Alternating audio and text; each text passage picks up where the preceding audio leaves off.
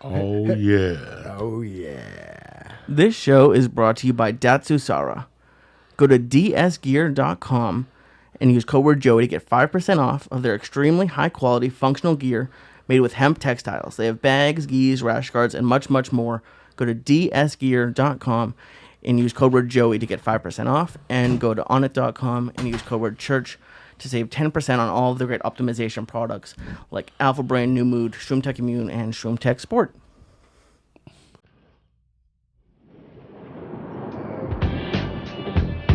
Oh, shit. Just when you thought it was safe, cocksuckers, the church is back.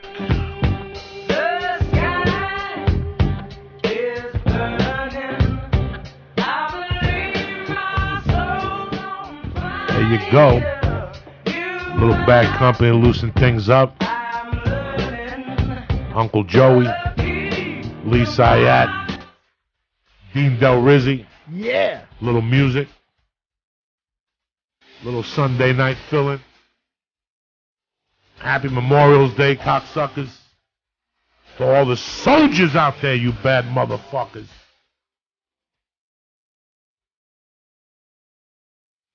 Santa, baby. Listen to that fucking voice, cocksuckers.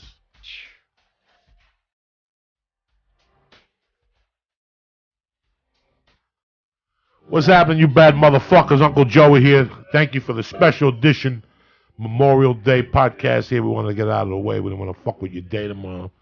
We got my main man, Dean Delray, with a pulled muscle in his fucking throat. It doesn't sound good. It's crazy, That's a man. muscle hooker pulls and shit.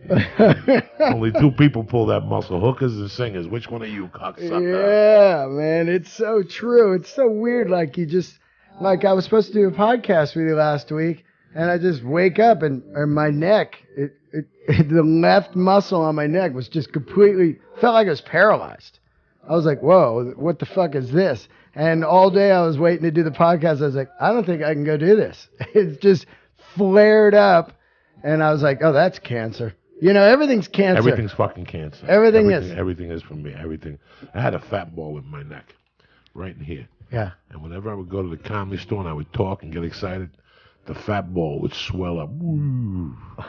It took me a fucking month and a half to go down to that doctor and see the sign there. Yeah, because you're scared, right? You're fucking petrified. I had one of those fat balls right here in my arm right You're here. petrified. Yeah. You don't know what the fuck to hear. And he went in there, he did some tests. He said it was malignant, no cancer. Then I had to wait 6 weeks and fucking go down there. And that's the whole time you don't know what to So would it grow like right away, or would it just grow the day? Man. So I would feel it in there. I would feel like just the top. And once I did something to get my heart rate up, it would come out, Lee, right between my collarbones. It would just come up like I had a little lump. My lump. My little baby hump. I had a little hump on my fucking neck. I could have put like a happy face. And it was starting to scare the shit out of me. I know. And I had a couple people touch it, and they're like, listen, just go down there. You have insurance. What do you give a fuck? Yeah. Yeah. I hear you. I went down there, got popped out, and I'm really fucking happy I did it. You know, when you go down to the doctor, like you said, everything is cancer. Yep. I went a couple of weeks ago. I had to do the scan for my brain to do the nose surgery. Oh, yeah. They're like, we look for all this shit. That's what I need. To come in for a nose fucking injection, and next thing you know, I got brain fucking cancer. I didn't know about it. Yeah. All that shit, especially when you smoke reefer. Yeah. Never fucking mind when you smoke reefer or do a drug that sets off paranoia in your mind. Wow. It just sets off. Yeah. You know? I had dental work done, and I was convinced that my whole jaw had shifted. I took 3 or 4 stars, and I just got too high. Yeah. I was like, my whole jaw shifted. They messed up. You know what I was doing to the guy, Jerry? He goes, he's feeling on my neck, and he goes, nah. And I go, I don't know, dude, because I was online. And he's like, dude, it's a fucking pulled muscle. He's like, I know, I'm a doctor. But you're just like, he's got to be wrong. It can't just be a pulled muscle. But as you get older, pulled muscles, he's all, you got basically a brutal Charlie horse in your neck. So imagine, you know, like when you try to run with a Charlie horse, you can't run. It's the same thing. Yeah. Same fucking thing. He goes, you got it in your neck. And I was like, as soon as they tell you that, all of a sudden you're like, oh, cool. You just leave like, all right, Charlie horse. You know, it's so weird what the public perceives as a singer. Yeah. You know, and to be a singer and the longevity of a singer it takes so much fucking work. I read something once, and all the great voices. Listen, Robert Plant is not the same Robert Plant we had 30 years ago. I mean, his voice became something else. Rod Stewart is hit and miss. Ozzy Osbourne, I don't know what the fuck to think anymore. But a voice is like a back. You never know when it's going to go. And the care that goes into a voice, like when you talk to a real singer, like a guy like Halford. Halford, for example, still sounds great.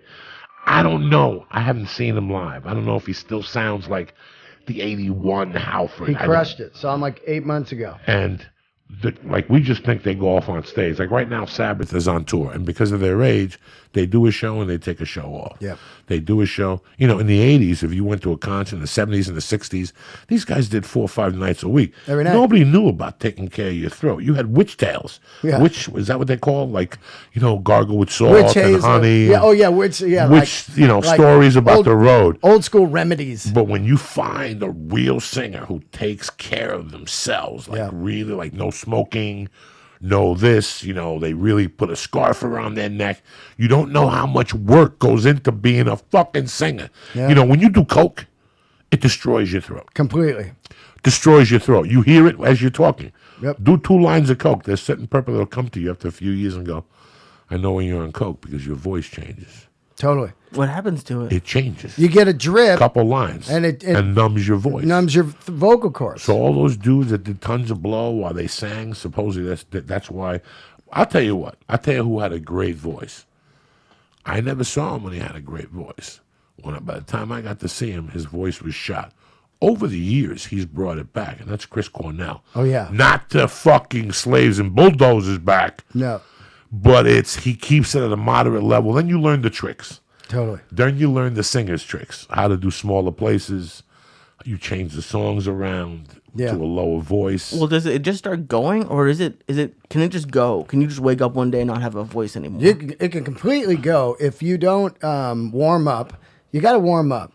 And as I went to the vocal doctor a couple days ago, I've been singing like all my life. You got to warm up. If you don't warm up, it's exactly like going and playing football in the NFL. You're going to pull stuff and shit, and what happens is it just gets shot and tired, you know? And even with podcasting and doing comedy, we're talking for hours and hours and hours, which is, you know, when you're in regular job or whatever, you just talk to your coworker like, yeah, I was at a party, and then you're working and you talk, but we're talking for hours.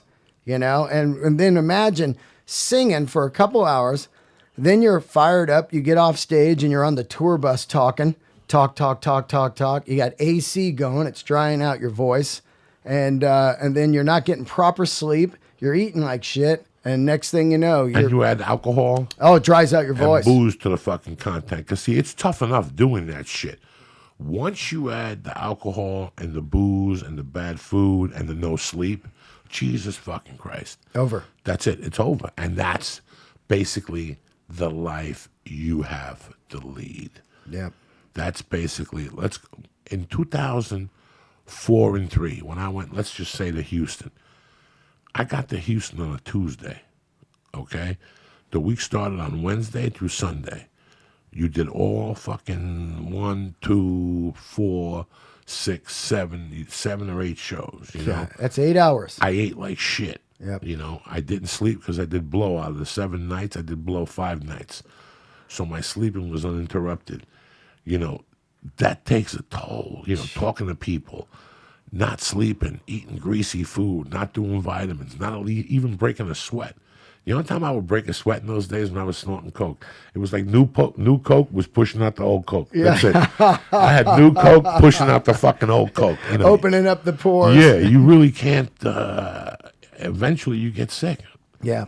Another thing that people do wrong, and they never know this, but you know when you hear people clearing their throat all the time, where they're going, yeah. That's the worst thing you can do for your voice because it bangs the vocal cords together. And as you keep doing that, the banging together creates like a callus, which is known as a vocal node. And that thing gets rock hard, and then you can't sing anymore. So these guys are constantly clearing their throat. It's just going bang, bang, bang. That's why a lot of singers drinking tea, They're using Ricolas and stuff to keep their voice, lubed. So whenever I would feel something weird in my throat, instead of doing that, I would just drink some water or something, and it'd be, you're fine. But every time you clear your throat, you're banging the vocal cords together, and it's the worst thing you can do. It's crazy. It's great to talk to somebody. I love music, but I'm not a musician. Right. So I really don't know. I can't have any justification at any level. The shit I talk about music. But when I talk to you, it's so weird. The other day I spoke to you, and I got off the phone with you, and I was so happy to talk to you the other morning because I live vicariously through you. Yeah. I was telling my friend last week, I had to break it down to him. I go, Avils, his name is Avil. And I go, Avils, listen, you're my brother, and I love you to death. Let me tell you what's going on with me. What's going on with me is I love concerts and I love music. I never stopped loving music. It was the concert experience that got on my nerves for a while. You know what I'm saying? The last few concerts I went to, I see where it became money-oriented. It's like I tell people now today, I love doing stand-up. But this part of stand-up, I fucking can't stand. Yeah. I can't stand going to a town and having to count chairs and, selling seats. And I hate all that shit. I just want to do comedy. And 98% of bands that get into it, at the end of the day, they'll tell you, listen, I don't give a fuck if I live in a basement, under a basement, and never have any money. I just want to play music. Just that high. I would sacrifice all that family, 401k to just play live music. That's the same thing that happens to you as a comic. You do it one day and you're like, you know what? I'm quitting my day job. And people are like, well, how are you going to live? How are you going to pay Lee rent? Yeah. We'll figure it out. It's $410 a month. Yeah. That's $102.50. That's $102.50 a week. I'll find that on the street. I'll find it on the street. I could sneeze that shit. Yeah, right. You could sneeze that shit. It's really crazy how I was at a light today, and I was like, wow, I never knew that I would do what I'm doing with comedy today. Like I never really knew. Yeah. But then at the light, I was like, who the fuck was I kidding? That's why I made the moves I made, because you had that certain confidence to jump into it. But anyway, with all that shit, I was thinking about, you told me your itinerary for the week. Yeah. And you were talking about you were going to go see this band, you were going to see The Who, you're trying to scalp tickets. Do I know anybody who's got a ticket connection for The Who? You're going to see somebody else. And it's like I live through you vicariously. I have 2 friends that are musicians, 3 of them. One guy still goes to shows. He's a great musical guy, but when he goes to a show, he thinks about it too much. Oh. And it drives me crazy, but I can't lie to you. I have the same thing. Yeah. You know what I'm saying? When I go to a show, I go to be critical. Like half of me is critical. Like if the singer, first couple of times I went to a show, a live show, was Ted Nugent, Aerosmith, Frank Marino. Oh, yeah. And I went to see something else. And I remember that both times I left upset. Even when I went to see the Stones the first time with Foreigner. Foreigner was exquisite. Yeah. Foreigner did the songs, how they were played on the album. So Foreigner did everything to the T.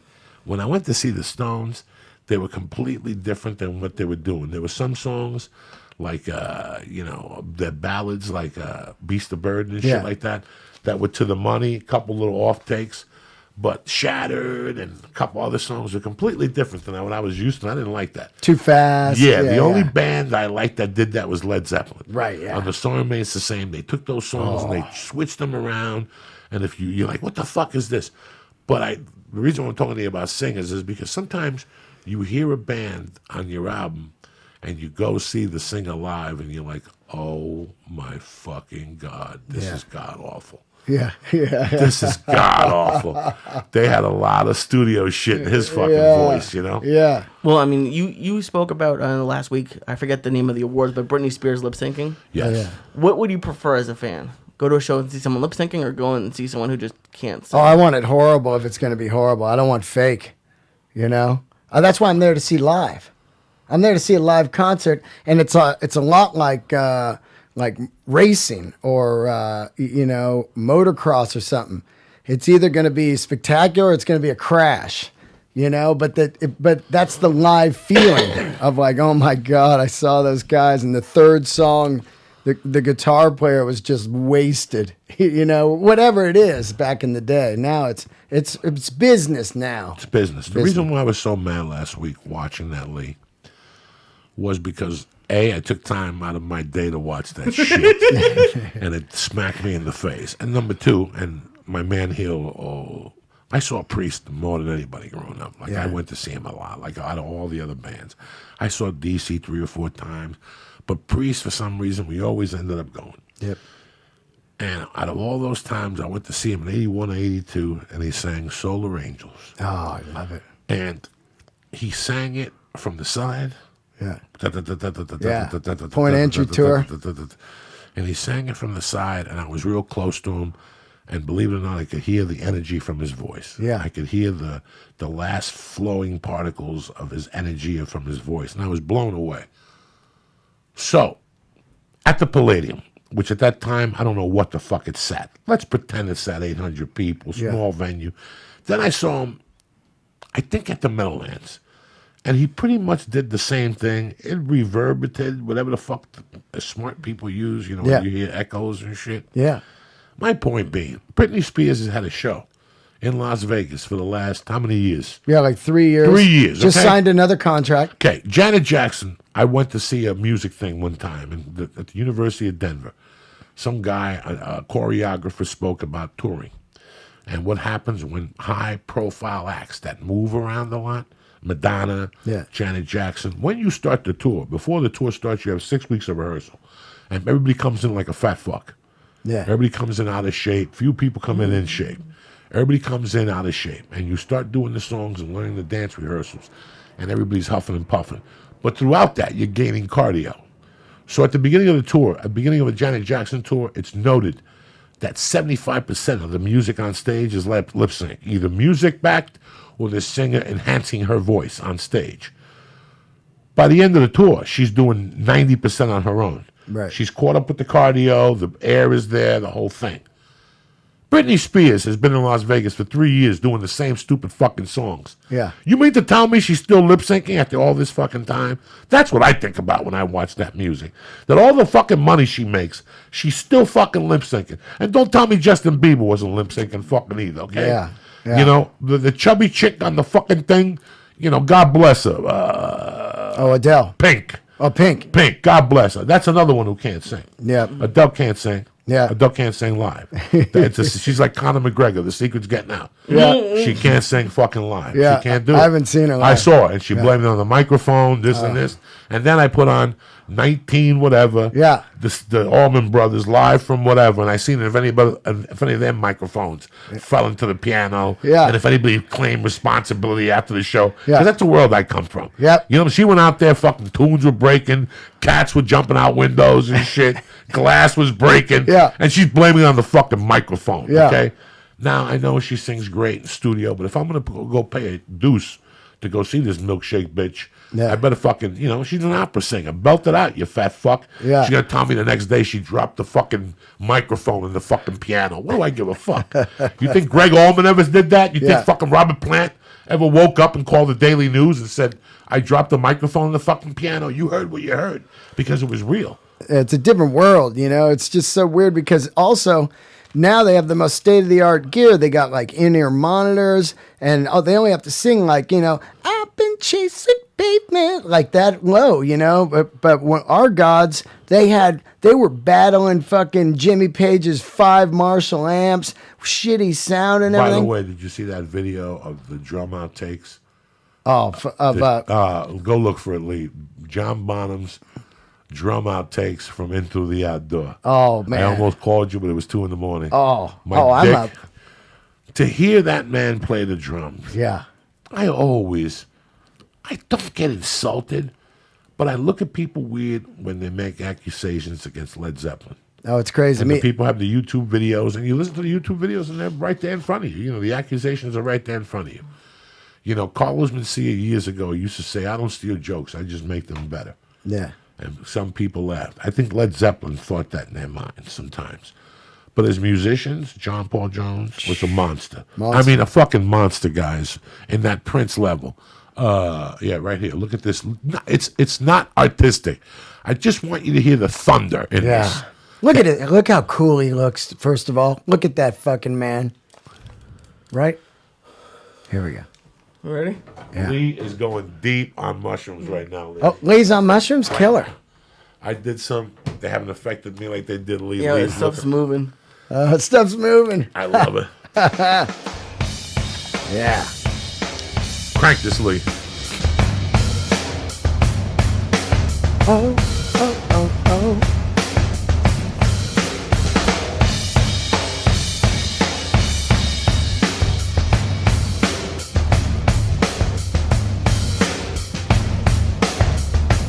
Unfucking believable. Just groove. Groove.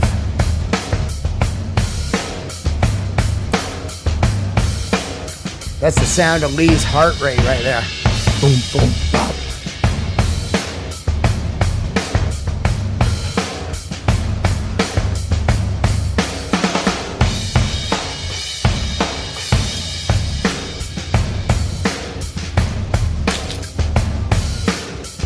So cool, man. 1979.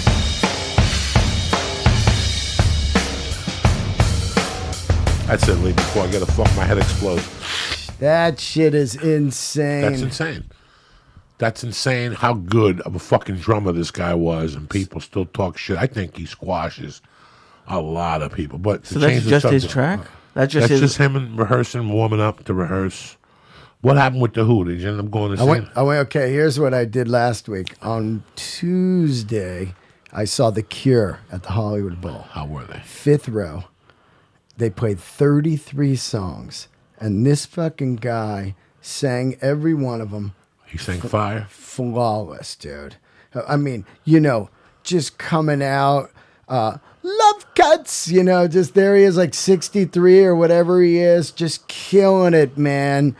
I mean, the two, they have so many fucking hits. Even if The Cure is not your flavor, you cannot deny the songwriting, man. There was so many fucking hits. Then the next night, I go to see The Who. It was me, Biddlecombe, and Spicer, co-host on my podcast, Christian Spicer. We go to the Staples. I get some free tickets. We got these cool, like, up-high seats right by the stage where you can just sit down and like a movie and look down. They open with Who Are You? And it was unbelievable. And after the first song, Townsend goes, I just want to let you guys know that this is going to be a greatest hits show. We're going to play 23 hits. And they played 23 fucking hits, man. You forget them all. I Can See for Miles. Oh, I forgot about that. I Could See for Miles. And did they play Tommy? Yeah, They played Pinball Wizard.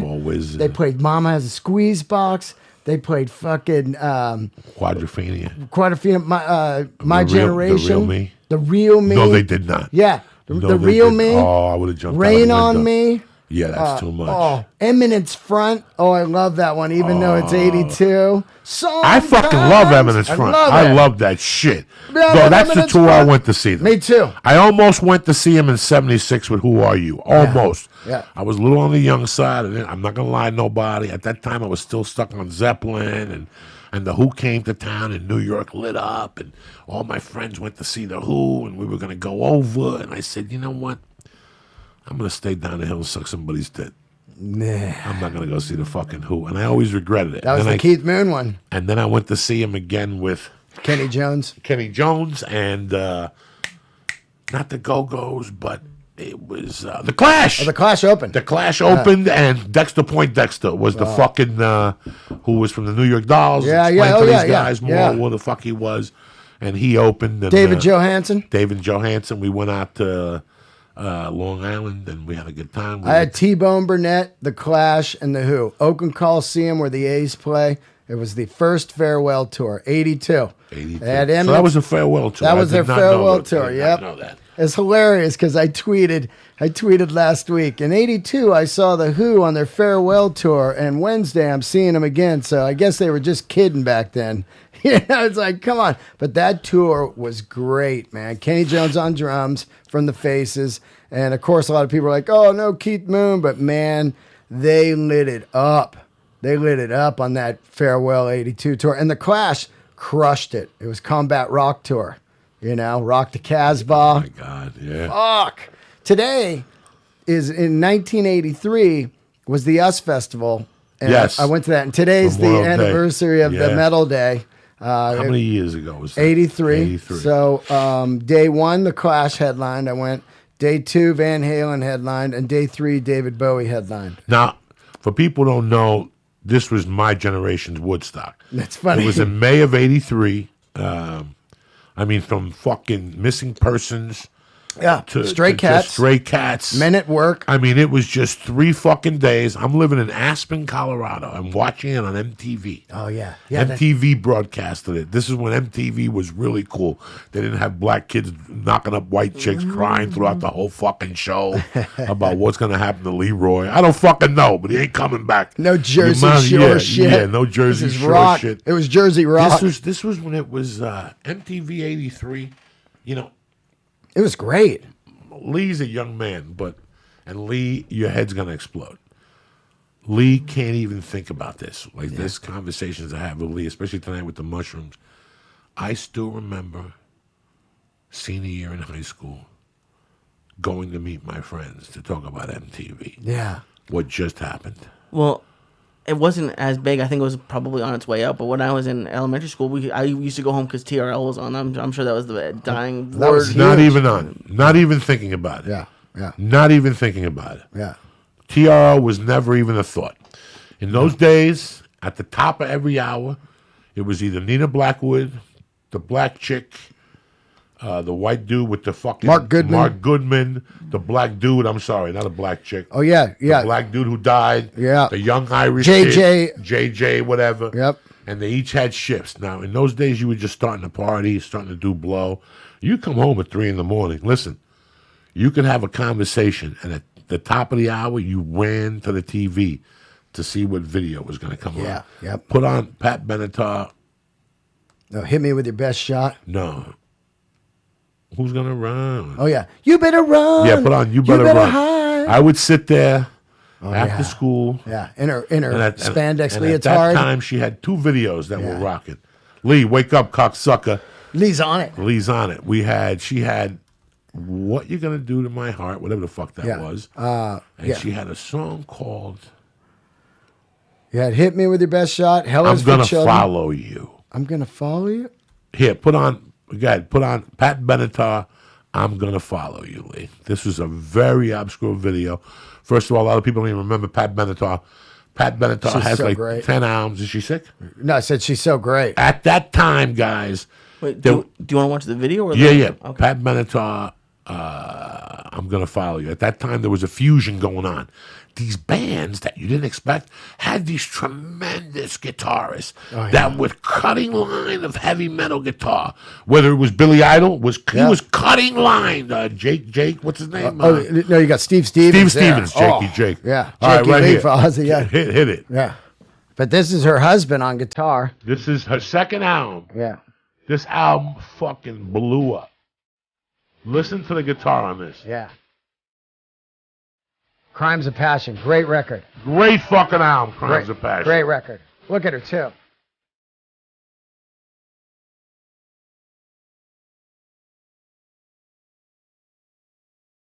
I would stay up all night waiting for this fucking video, guys. I'm not gonna lie to anybody. I do. What? Yeah. Super hot. Just 80s hot right there. Ooh. It's funny because right now she looks like a school teacher, you know? With the long hair, she got streaks in it. Yeah. She still does not the Hollywood Bowl, but the other one every year. Oh, the Greek? The Canyon Club. Oh, the Canyon Club. Oh, yeah. Like this time, August, she does it, and I'm always out of town. Yeah. Her husband on guitar. Neil Giraldo, when I saw him, I went to Pat Benatar as a goof. Let's get this out of the way. At the time, let this go, Lee. Let this go. I want you to hear the guitar solo. Oh, yeah.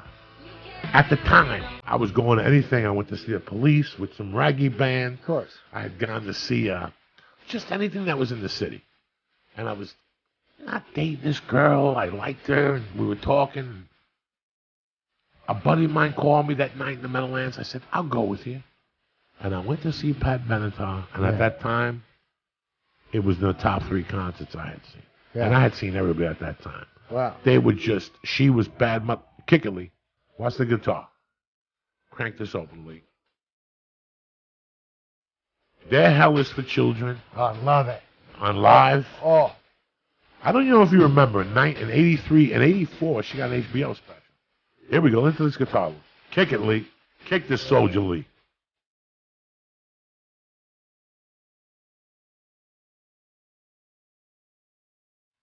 Oh, shit.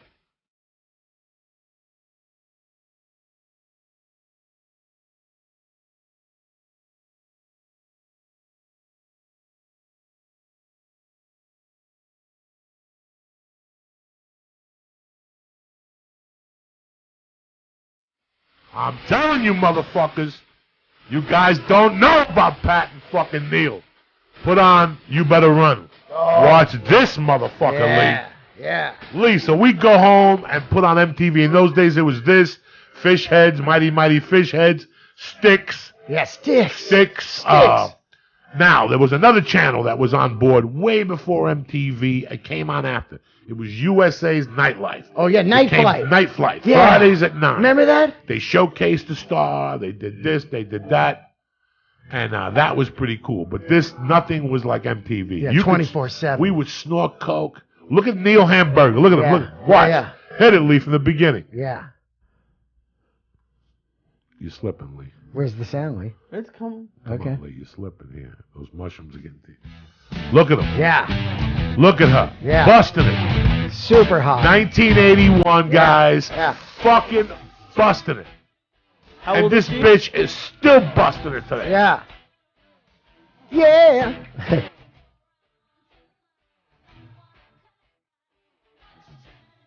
Look at spandex. Hot. Look at her. They didn't even have big titties. You didn't need them. Nope. Didn't need them. Women were fucking women. They were savages. Yeah. Look at this dirty bitch. Go, Pat. Yeah.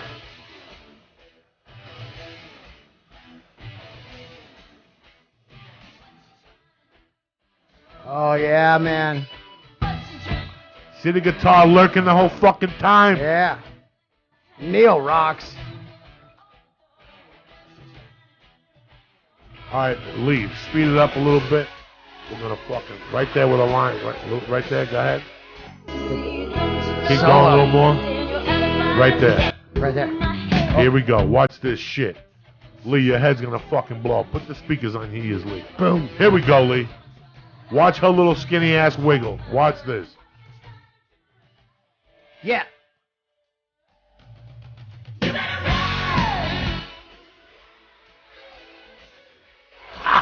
That's a hit song right there. Wow. Listen to this guitar, guys. Just take fucking notes. Here we go. And look at this skinny. Look at this savage. Yeah. Oh, shit. Yeah. Lee, check the savage out. Don't take your eyes off the big screen, Lee. Take a look. Don't take your eyes, Lee. Hit it. Hit it. Oh, scream it. Oh, shit. Oh. Stratocaster.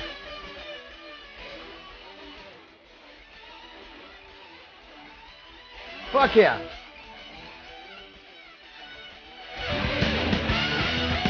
Look at the savage. Whoa. Wow. Yeah. Oh, shit. Oh, Here yeah. we go, right here. Are you fucking nuts? Oh, Hey, man. put on That Benatar promo 1983 HBO. Wow. Wait till you see She had it. an HBO She had an special, HBO huh? special. She was on HBO twice. Wow. She was on HBO on Catch a Rising Star's 20-year anniversary. Wow. She started there Really? during the open mics in the 70s, so she became... She's just going down and singing like covers on and Monday stuff? night, she would go on Wow. that cover. And, I never even knew that. So, Pratt, who do you think you're dealing with here? Play Pat Benatar. You know what's funny? HBO special. After this, then you get the spin-offs like Quarter Flash. Yes, which are great. Great band. I love Quarter Flash. I saw him open for Sammy Hagar. I fucking loved Quarter Flash. Quarter Flash. Lee, what are we doing here? Pat Benatar HBO promo. You over there stuttering and shit. Yeah, stuttering Lee. There you go. Hit it. Let's see what we got. Oh, right there, concert 83. Look at that. Wow. Who the fuck do you think you're dealing with, guys? Yeah, look at this. Look at her, guy. Look at her with her little gloves. Wow. There's no sound. They took the sound out. What? Yeah, HBO's fucking greedy. Bastards. Wow, that was cool. I never even knew Scroll she down. Yeah, scroll HBO. down. Right there, there's one. Oh, that's the MP3 of it. Crazy. Nobody knows this shit. I'm trying to drop it on you motherfuckers. Now Now look for Pat Benatar, Catch a Rising Star. Oh, yeah, let's see. See what you got there. Let's see that, Lee. There you go. There it is. Boom, it came Boom, up. there you go. Watch this shit. There it is. There you go. It may not be her. Oh, the 10th anniversary, IMDb. Keep scrolling. Keep scrolling. Keep scrolling down, down, down to the flound. Let's see if that's it. Yeah. Who the fuck? Oh, Promises in the Dark. Great one. Crank it, Lee. Crank it, Lee. Promises in the Dark right there. Crank it, Lee. Fucking tremendous. A fucking savage. Yeah. I went to see her. Keep going right there. There you go. Right there. Times. Oh, yeah. You want the rehearsal one? Now let's just check that one. Yeah, let's look at the rehearsal. See if it's cool. It's the video from the video. So this is what it is. It's the. Yeah. Oh, this is cool.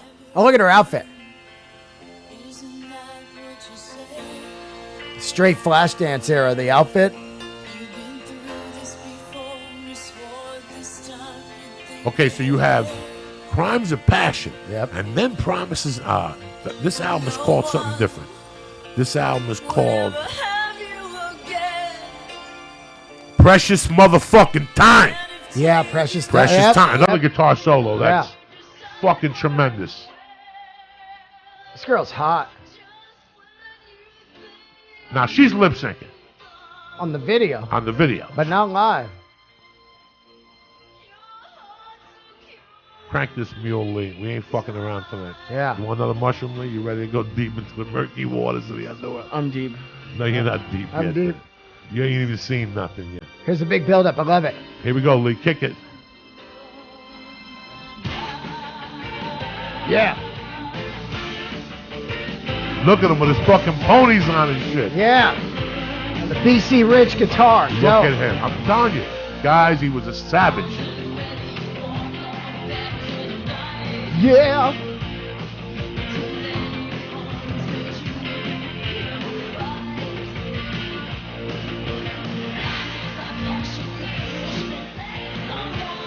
Are you fucking kidding me? Awesome. I grew up on this shit, dog. I didn't give a fuck. Yeah. Drummer's killer. Myron Robbecker was his name.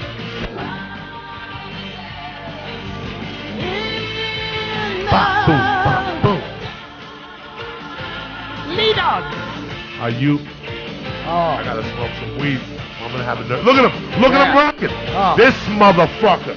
BC Rich.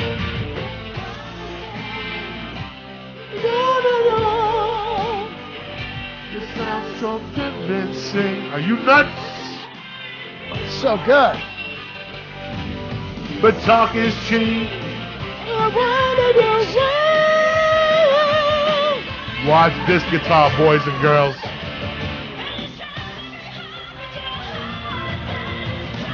Drummer. Here you go. Oh shit. Hey, this is a killer guitar solo.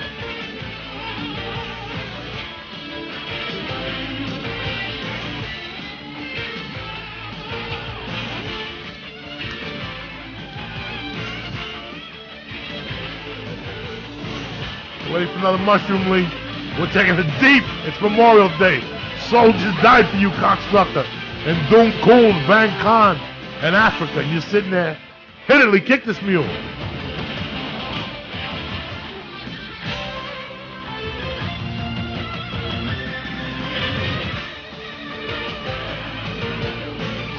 Are you fucking nuts? I love that one. People take notes. We're not dropping this on you. Yeah. So you can sit there like a fucking mukia. Yeah. What a fucking solo. That guy's underrated, man. No, I always knew he was a bad motherfucker. This rock.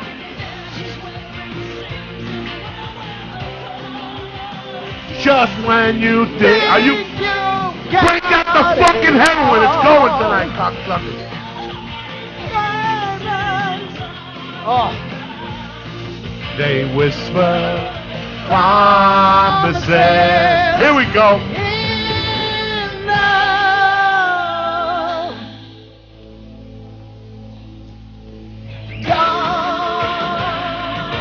Are you fucking nuts? Yeah, please. I gotta get this back in the rotation. Right? I gotta get it on vinyl. All right, here you go.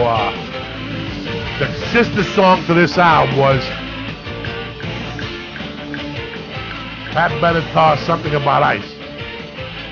Fire and Ice. Go ahead, hit Fire and Ice, and we'll speed through just the guitar solos. We're gonna give you an education. And after this, I'm gonna go to another guy that I found the other night, a live tape of him. That I nearly died, how good he was. Oh, who's that? The guitar player, the little guy from the Cars. Oh, God, Elliot Easton. That motherfucker. Elliot Easton, dude. That motherfucker. They should just call him ISIS. Oh, my God, that guy They kills. just call him ISIS. He's just that great. He's just that fucking great. Oh. In this tape I found, I almost had to go shoot I'm like, that's ISIS right there. Oh. He listen, it's a song off of Candy O. Yeah. I don't know what a song I watched, but we'll find it. Oh, so man. we're looking for Pat Benatar, Fire in the Fire and Ice. I'm a fucking fan, but I got to tell you, once Love in the Battlefield came out, yeah, it was just a matter of time before somebody shot him in the head. That was the rehearsal. That what blew me away. This shit was rocking. Hit, watch this. See, this is the sister. She did both these videos on the same night. It was the same outfit. Right. She just changed for. Hit it, Lee. What's the problem here? Come on, cocksucker. Lee, it's time for another mushroom. Yeah, Lee. Here we go. Here we go. Oh, yeah. I'm telling you guys, I wouldn't be fucking shoving this down your throat. These two albums. Fucking great, man. Just right up there with Heart. Oh, yeah. Oh. Look at that outfit. One-piece cat suit. Jesus Christ.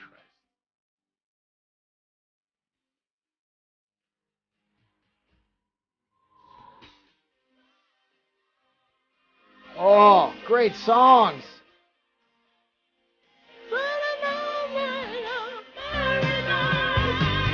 Yeah. We used to shove this song down gorillas' necks, and they go, Cokes, we came over here to listen to Iron Maiden. Yeah. And you got this on. Listen, this is it. You got to hear this shit. To me, back then, it was all the same. You go Maiden, and then you go to this. I listened to everything. Right? I would put this on, then Michael Shankman. I would, then Black Sabbath, and it then didn't fucking, matter. There was nothing, Quarter Flash. Yeah. Look at the Quarter Flash in a second. Oh, man. That saxophone. Oh, yeah. Quarter Flash. I'll tell you who else. I'm going to tell you who else. It's a powerhouse band that nobody ever talks about. Yeah. You spit. People don't even know. And women, if you're going to get into music, if you ain't down with the fucking Pretenders, with Chrissy Hynde, you better take some lessons, Jack. Wait, we got Pretenders 1, 2. You have no, when you think about this shit, you're like, what was going on? What? All right, kick it, Lee. Watch this guitar right here. Here we go. Here we go.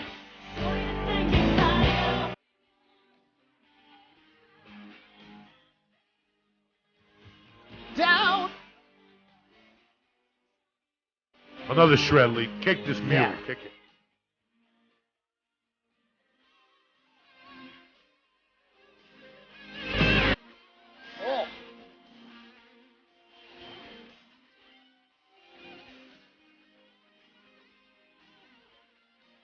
Telling you guys. Oh.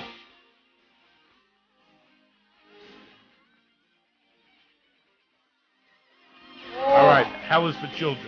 Oh, Hell's for Children is the one. Hell is for Children, just the guitar. Again, Yeah. Guys, you gotta. Listen. Everybody knows about Abe Lincoln and George Washington. Oh. If you want to run with the big boys, you drop this fucking song at a party, they'll look at you. They'll say, "Where the fuck did you come?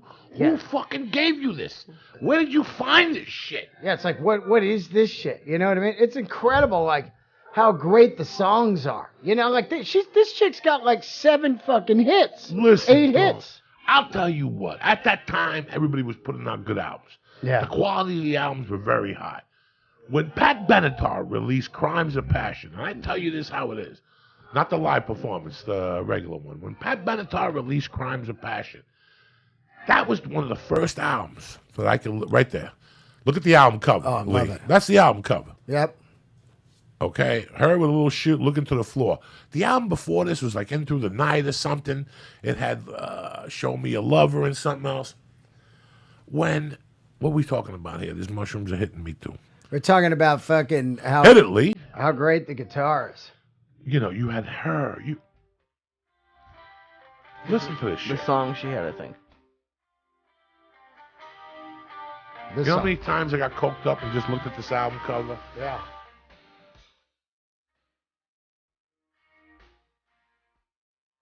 This was a dark tune for the time. Jesus Christ. You know, fucking Luca came years later with My Name is Luca. Yeah. I live on the 2nd floor. This took you to the... Are you fucking kidding me? So good. Crank that lid. I want you to blow the speakers out. I want these people to go, what the fuck is Joey doing? Yeah.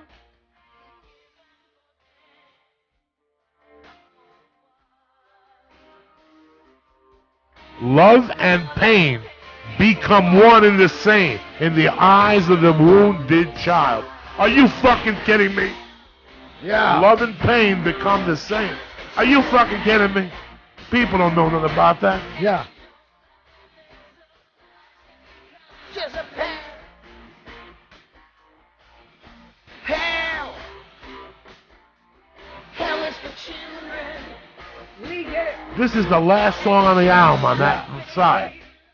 It leads into this, guys. It's a fucking masterpiece. Down, down, down, down, down, down, down. What, Lee? Eat another mushroom, Lee, out of respect for Patty B.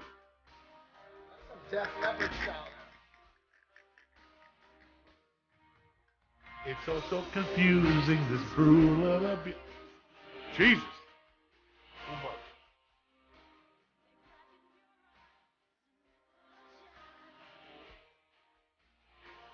Oh.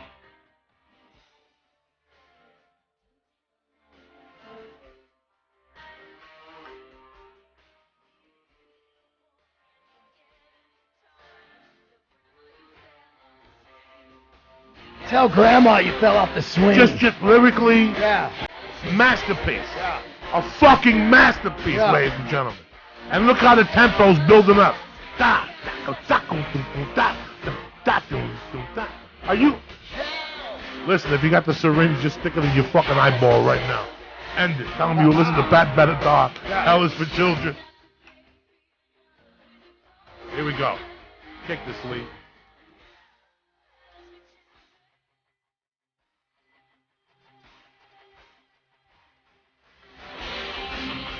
No fucking idea, ladies and gentlemen, to see this live.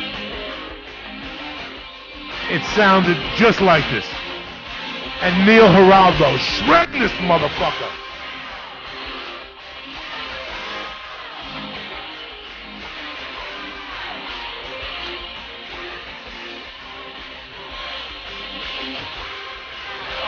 Are you fucking... When you like no fucking parole this Come song? on! Come on!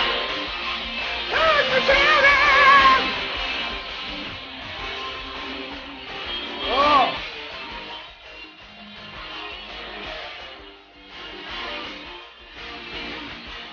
Give me some lead air guitar. Hit it, Lee. Listen to this monster.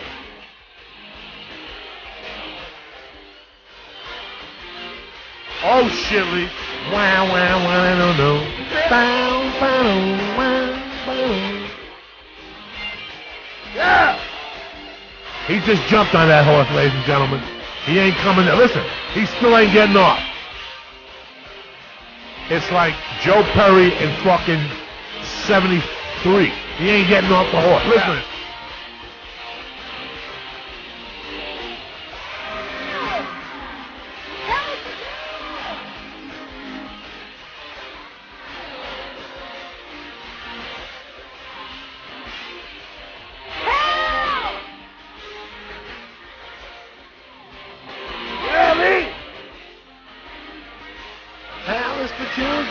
Go, Lee, you cocksucker.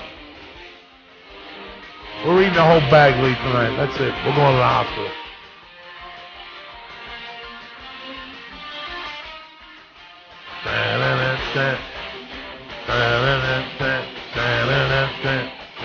Are you fucking kidding? And then thank you, good night. And you guys like, Joey, you're gay. What the fuck? No. Yeah. This was... you had to be diverse, and this was what I like Sade. Yeah, me too. In '85, when fucking Sade hit the thing, Smooth Operator. Those first two albums, those first two Sade albums are fucking monsters. This is No Ordinary Love. Oh man, all that. We were talking about what was that?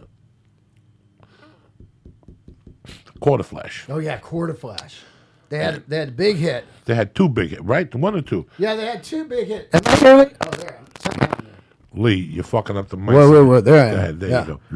I had, they had a right couple in my heart. Lee, Quarter Flash. Yeah. QURTER.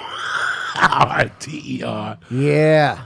Quarter Flash. FLASH. I saw him open for Sammy Hagar on the Stand in Hampton tour. They're on, you know what, if you listen to like 80s on 8, or if you listen to like anything on Sirius, these guys come on once a fucking week. Harden My Heart. Find Another Fool also. Yeah, Harden My Heart's the big hit. But look at it, straight up the formula. It's just like record company like, okay, we're going to go with a Pat Benatar here. 82. Yeah, this is 82 towards the end, but she didn't get close. No, This is also on HBO. Yeah. We grew up on this on MTV, I'm sorry. Yeah, MTV, big time. This video was all over the place. Back when videos mattered. Here we go. This video I remember being at a New Year's party, 81, and seeing this fucking video, and going, you can't jerk off to this lady with the fucking straight black. Yeah.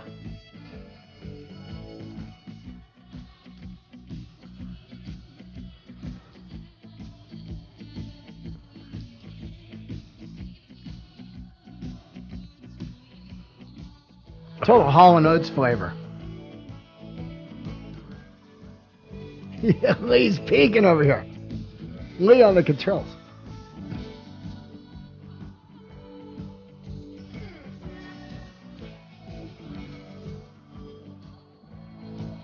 Then they had another chick.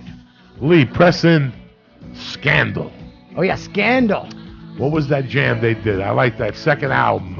Yeah, Scandal had a big hit. It's funny that they opened for Sammy Hagar, Like, and she was like a school teacher. Her and her husband were like they school fucking teachers. got a hit song. All of a sudden, they're out on tour. Scandal. The Heat of the Night. That's something. There it is. What is it? There. You had it there for a minute. Yeah. Heavy as the Head. Let's see what that one is. No, that's not it. No, that's not it. That's not it. Scandal. Was it Scandal? Yeah, that was the band, Scandal. I remember. Right, hold on. The name, the one. What the fuck? Scandal. What was their song? Bow, bow, bow, bow. Put Scandal Band. Scandal, yeah, band. Yeah, that's it. There we go. Okay, so. No, not Goodbye to You. Goodbye to You. Oh, yeah, remember that one? Goodbye to You. Goodbye to You. But the really good song was Not the Warrior. Oh, yeah, I Am the Warrior. That was a great one. Not the Warrior, but Love's Got a Lie on You. Beat of the Heart. Is that it? Oh, yeah, Beat of the Heart. That's the jam. Put on Beat of the Heart. Yeah. Watch this little fucking jam. There it is. Beat of the Heart. Let's see if this is the jam I was fucking talking about. This is it. Oh, shit. Yeah. Yeah. This is so all these Pat Benatars. All of them. Then that chick, I don't want to fall in love. Oh, yeah. Don't wanna suck your dick with the fucking ponytails. Ha. Had a little too much today. Look at this girl, huh? Yeah, it's a good album. Yeah. No, this jam was good. Yeah. Super 80s. I love it.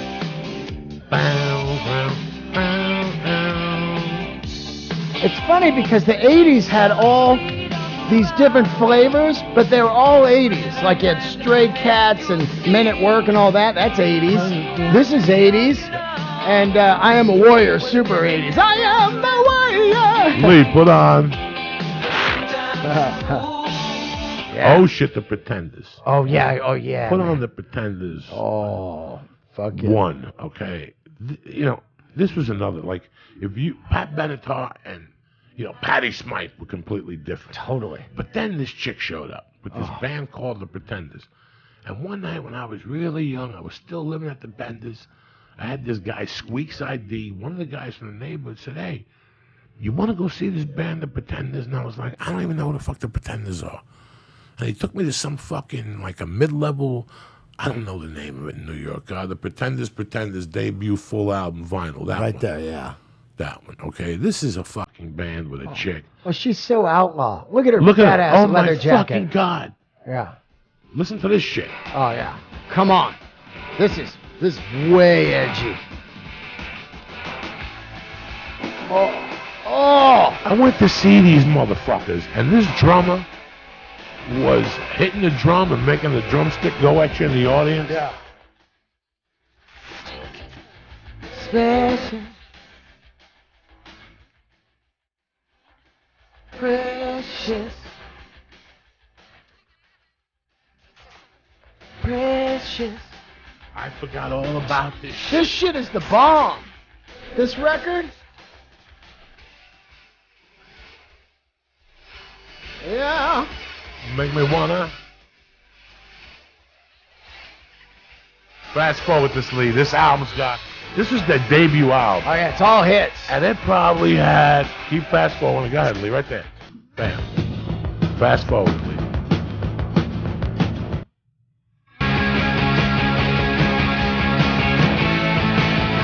A little more. Oh, yeah.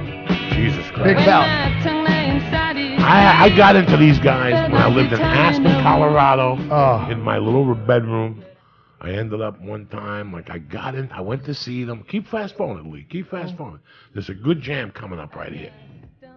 A little more. Big. A little more. Fucking jacket's A amazing. little more. The jacket's fucking on Jacket's amazing. Here we go. Private Live. Brass in the pocket. Yeah, Brass in the Brass Pocket. in the pocket. That's Big- what I'm yeah, waiting big on. fuck. Shit. Side 2. So go to. Keep going, Lee. Keep going. Right there. Start this in the beginning. Listen to this shit, guys. That's great. This is it. A little more. Oh. Right there. Crank this fucking we shit go. up. Listen, guys, if you never got into the Pretenders 1 and 2, and there's a song on 2, every time I put it on, a tear falls out of my eye. Oh, what one? I brought you letters, you, my friend. So many letters I never sent. Listen to this Listen to the shit. song. Crank this fucking horse, Lee. Oh my God. This shit is the bomb. Oh my fucking God. Oh, Chrissy Hine. Wow. Oh. Oh, man.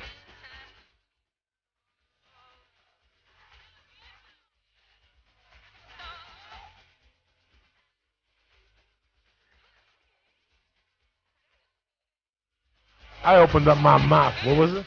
It's that jam. Yeah. There's the line. Jesus Christ. So good. What's 10 that? years since I had this album on. I got to get this one on vinyl. Yeah, I'm getting this I on my gotta iPod Yeah. tonight. Yeah.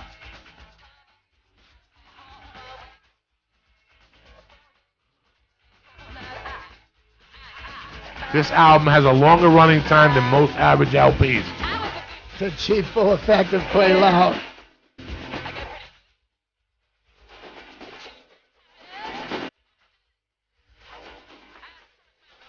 You show me what that hole was. Whoa! Oh! Whoa! Right here.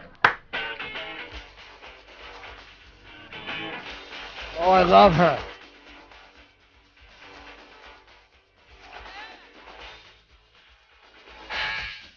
She's got a book out. Came out last year. Total Gangster. She married Davies, one of the Davies brothers. Yeah. She's been married 18 times. Yeah. But let me tell you how I know that her and Dean Delray are the real deal. August 14th, 1984. Yeah. She was touring that album that came out December of 93. Oh, yeah. 83. Earl Man O'D's, right? Or kills himself? No. What's the fucking album that came out in 83, Lee? Not Done with Mirrors. That's Aerosmith. Right there. Right. No. Right there. Learning to fucking crawl. Put that on, Lee. There's a jam I used to listen to. It was, December of 83. I had no fucking family. Yeah. I was living in a great little condo. Oh. I'm telling you guys. Middle of the road. This is no shit. Lee, you're going to find the song. Guys, middle of the road. Keep going. Sometimes they put the songs in it. Which one do you want? In the description. Let's look at the show more. There we go. Back on the Chain Gang, man. Look at, she does a thin line between love and hate on this that is tremendous. Yeah. Put on 2,000 Miles. 2,000 Miles, last song, yeah. It was the fucking holidays. Oh. I was by myself. I had no girlfriend. I was a thief. I was a burglar. I was making a ton of money, though. Yep. I would snort coke 3-4 nights a week and whack off. And I almost got to suck the neighbor's titties upstairs and shit. Whoa. Robbing and stealing. But December of 83, this is the song I would listen to. And I get fucking heartbroken every time this song came on. Sounds like Christmas. Great. Yeah, it does, right?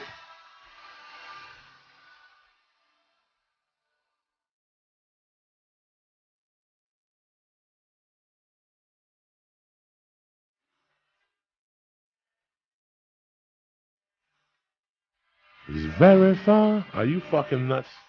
I'm bringing back deep shit tonight. It's a great record. This is the shit I used to listen to when I was on the fucking run, man. This chick is killer. I miss you.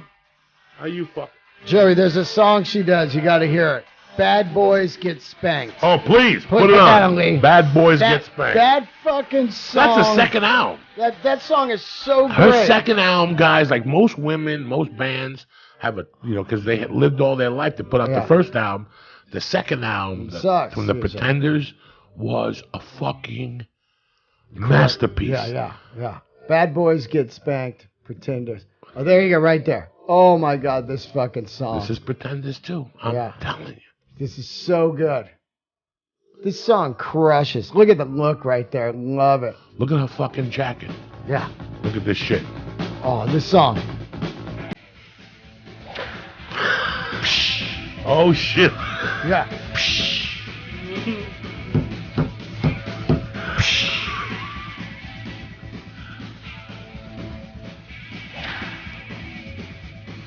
Kick that mule.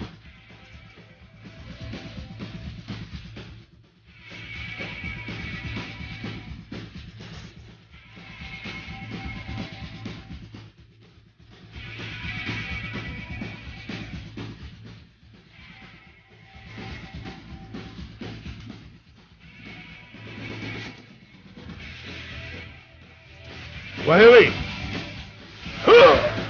Love it. Yeah. My teeth are vibrating. Are they really? Yeah. That's good. You need to. My teeth are floating. Lee's teeth are vibrating. This is that fucking mule shit in them. This song's great. Lee's giving me the evil eye, like it's my fault. Like I talked him into it. Yeah. Bad Boys Get Spanked. Ugh! Fuck yeah. Just crazy fucking music Listen to this that came great out shit. this time. That and shit this is like great. a punk rock. That's punk rock. Because she's from the United States. Yeah, She's not really English. No, from she even Ohio. She even wrote a song on that album, Learn to Crawl. I had this is amazing, but I had the bass player for Devo, Jerry Casale, on my podcast, and she went to Ohio State. She was there during the shootings, and so was he. And he said that she would always be like, "Why don't you guys let me sing with you guys?" And they're like, "Get out of here." And then when Devo toured London, their first tour, he never saw her again. And she showed up backstage. She goes, "I got my own band now. Fuck you guys." And it was Pretenders. And he said he went and saw them and was like, "Wow, fucking great." It was, I went to see them August 14th. The night before on the pier, she had slipped on stage and broke her ankle or her leg. And they canceled the Monday night or something, but she went on Tuesday night. And it was fucking tremendous. She came out, limped out with two, what do you call those things? Crutches. Crutches. Yeah. And everybody applauded. And she took the two crutches, she threw them into the audience. Oh. And the rest was fucking history. She did 2 fucking hours, standing ovation, 2 encores. And I always respected that. I never forgot that because, let's face it, she had a broken fucking leg. You know what I'm saying? Yeah. She's fucking. I saw them live 3 times, and every time just crushing. Same thing with like the Cars, like we were talking about. Just hit after hit after hit, like The Cure, the Cars, Pretenders. Put on Dangerous Type live. Oh. And watch this Sean Elliott. I don't even know what the fucking guy's name was. Like I said, Elliott Easton. Sometimes I'm getting stoned. Yeah. I'm in the house. I'm writing, and I got the computer rolling. The computer, if you put one song on, it goes on automatic roll. Yeah. And you just listen to music. Totally. I don't care what they play, as long as I don't have to fuck with it. And this song came up, and I had to fucking switch what I was writing, like start putting periods and fucking update chapter. Yeah. And I went right to this, and I probably watched it 2 or 3 times. Oh, here it is. Let's watch the Midnight Special one. Killer. Elliott Easton. He was left-handed and just a crushing guitar player. Oh, God, he's so great. Oh. Rick Ocasek. Now, I finally got to see them on the 3rd album. Oh, yeah. And it was one of the worst things I ever saw in my life in Central Park, but the sound was off. Oh. It was outdoor. They didn't know how to fucking contain it yet, you know. Yeah. Kick it, Lee. Oh, yeah.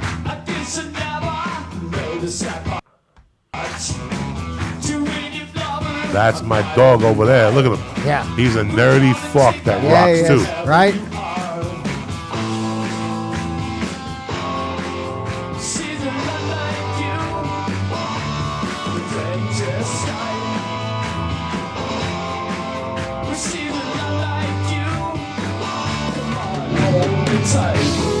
Fuck yeah. Oh. I love all this shit, guys. There's the Devo I'm just trying to share it with you motherfuckers. Ben Orr on bass. He was the man. Ben Orr sang all the hits. He died, right? He died, yeah. Somebody died. It's yep, real he sad. died.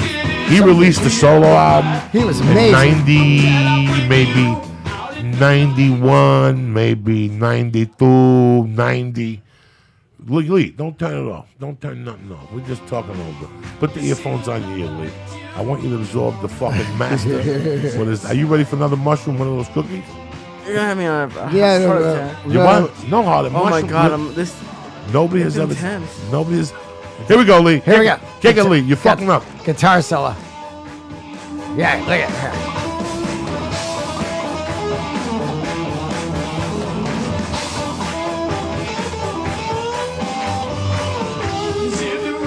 Yeah.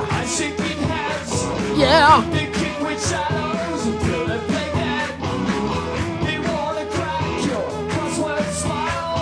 That guy was the ugliest dude ever, and he married that supermodel Paulina, and they're still married. I don't know if he's packing fucking a 22-inch dick.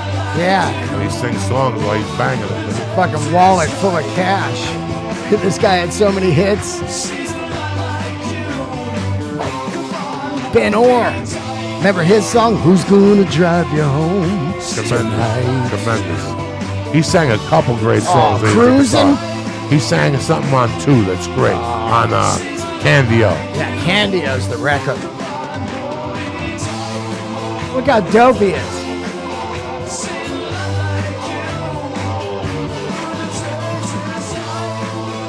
What a great fucking band, this band.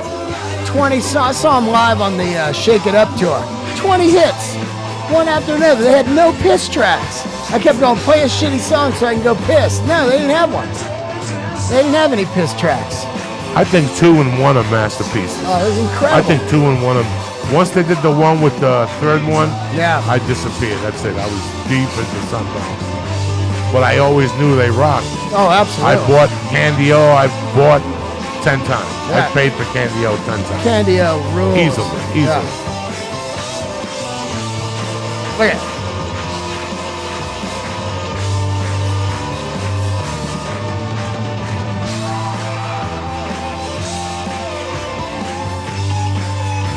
Murdering it.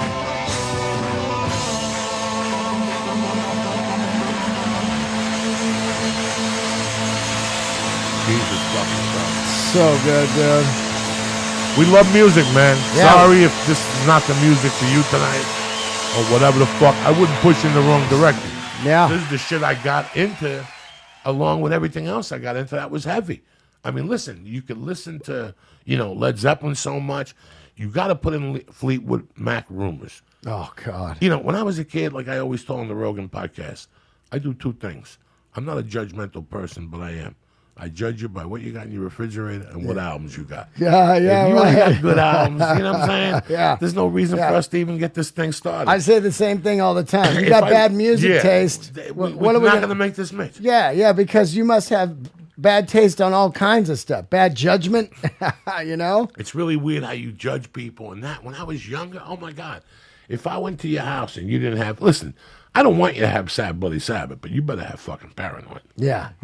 I don't want you to have 22 Led Zeppelin albums, but you got to have Led Zeppelin too. Yep. I don't want you to have every Santana album, but you got to have Abraxas. You got to have Dark Side of the Moon. You got to have Deep Purple, Not When We Rock, We Rock. This one album of theirs, that's fucking tremendous. Space Trucking. We never really talk about them too much. Did you grow up a Deep Purple fan? The truth. I Deep Purple was before me. But when I went to go see Sabbath with Ian Gillan singing, then I found him. You know what I mean? And went backwards because I saw the Sabbath tour, Born Again, and that was one record with Ian Gillan. And I was like, this guy's fucking great. I knew their standard hits, But then later on, after I saw Sabbath with him and he quit and got Deep Purple going again, I even liked the Deep Purple with Perfect Strangers record, man. That record was fucking great. Once he comes back, they get back together. But I love Ian Gillan. I think his voice is so fucking cool. And the B3 in Deep Purple, the B3 playing is insane. The organ playing, I love it, man. And I love Rainbow. See, I didn't really get. Once I heard dun dun dun, Smoke on the Water, dun dun dun dun. The neighborhood I grew up with, that's all I fucking heard. Yeah. So right away, you have this apprehension towards them. And then I bought an album by them, and I didn't think it was any good. I didn't really appreciate that music at the time. Sometimes you buy an album, and you're not really ready for it. That's right. It takes a different road to get back to the album and go, oh. U2 Octung Baby, hated it when it came out. I was like, I sold it back. I was like, I don't want this. This is terrible. Now it's one of my favorite records of all time. Really? Yeah. So it does happen. I happen. thought sometimes you think it's just you. You're like, I don't like that. I took mushrooms. I went and saw them live, and they played that whole record, and I was like, holy shit, I saw God. I felt like I saw God. They had the Mini Coopers flying over me. I was just pissing in the crowd. It was people rocking like this. They didn't even notice. They started pissing in the crowd. I didn't want to lose my good spot, And fucking lights are going. I'm like, oh shit, But I fell in love with that record, and it happens. Like when I was growing up, I hated Springsteen, and I hated the Dead. I hated Springsteen too. Couldn't stand hated the Dead too. So I moved to Boulder. And then people walk you down the right steps. Yeah. The worst thing ever is when you're a young kid. Okay, you guys have no idea what we're talking about. Okay, you don't know what it's like to get a paper route, for example, or shovel snow, and all of a sudden you put all your 695 in. You go buy this album, and by your morals, it's a piece of shit. Okay, let me tell you what happens. You immediately shut down on that band. You shut down because they took your 695. You know how important your 695 was to you? Dude, you could have bought Led Zeppelin 2 again. You could have bought so many albums. I'll tell you what band did that to me. And I'm sorry if I insult anybody in you. Cheap Trick. Oh, yeah? I bought a Cheap Trick album. What one? Not Bogota, whatever, Budokan. Budokan. Not Heaven Tonight. In color? Something that had to happen in 80. Yeah. It happened before 80. Oh, yeah, all right. And it was so fucking bad to what I was listening to at the time. You know, I remember one time, I can't lie to nobody, you're going to be pissed at me. I bought a Beach Boys album. I thought I was going to jump out the window and stab somebody. Yeah. Because it was like a double album. Yep. And all I got was the one song. Like, I didn't pick up anything else. Same thing happened one time when I bought a Frankie Valli and a Four Seasons album. That was a bad investment. They had like 2 good songs and 6 of them. I didn't know what the fuck I was talking about. I got mad at Frankie Valli for a while. Didn't like Sinatra. Yeah. I like 2 or 3 songs growing up. Now I can at least tolerate them. I get it. I get where the fuck they're coming from. So just because you're turned off to somebody who I'll always be turned off to, I don't know why, is Rush. But on the other hand, I love Triumph. Wow. You know, Lay It on the Line is a fucking great jam. Fight when the you're in Good a car, Fight. Fight the Good Fight. They're a band out of Canada that's how I got really introduced to Canada. Sometimes you're like, who the fuck is Canada? Oh, that's a Triumph. That was me with April Wine. Yeah, April Wine, same thing. Yeah. See, I didn't like Just Between You and Me. Oh, yeah. I like the other songs. Nature, the Beast. I'll tell you what else popped up the other day that I was never a fucking... There's some songs that if you like, I don't like you.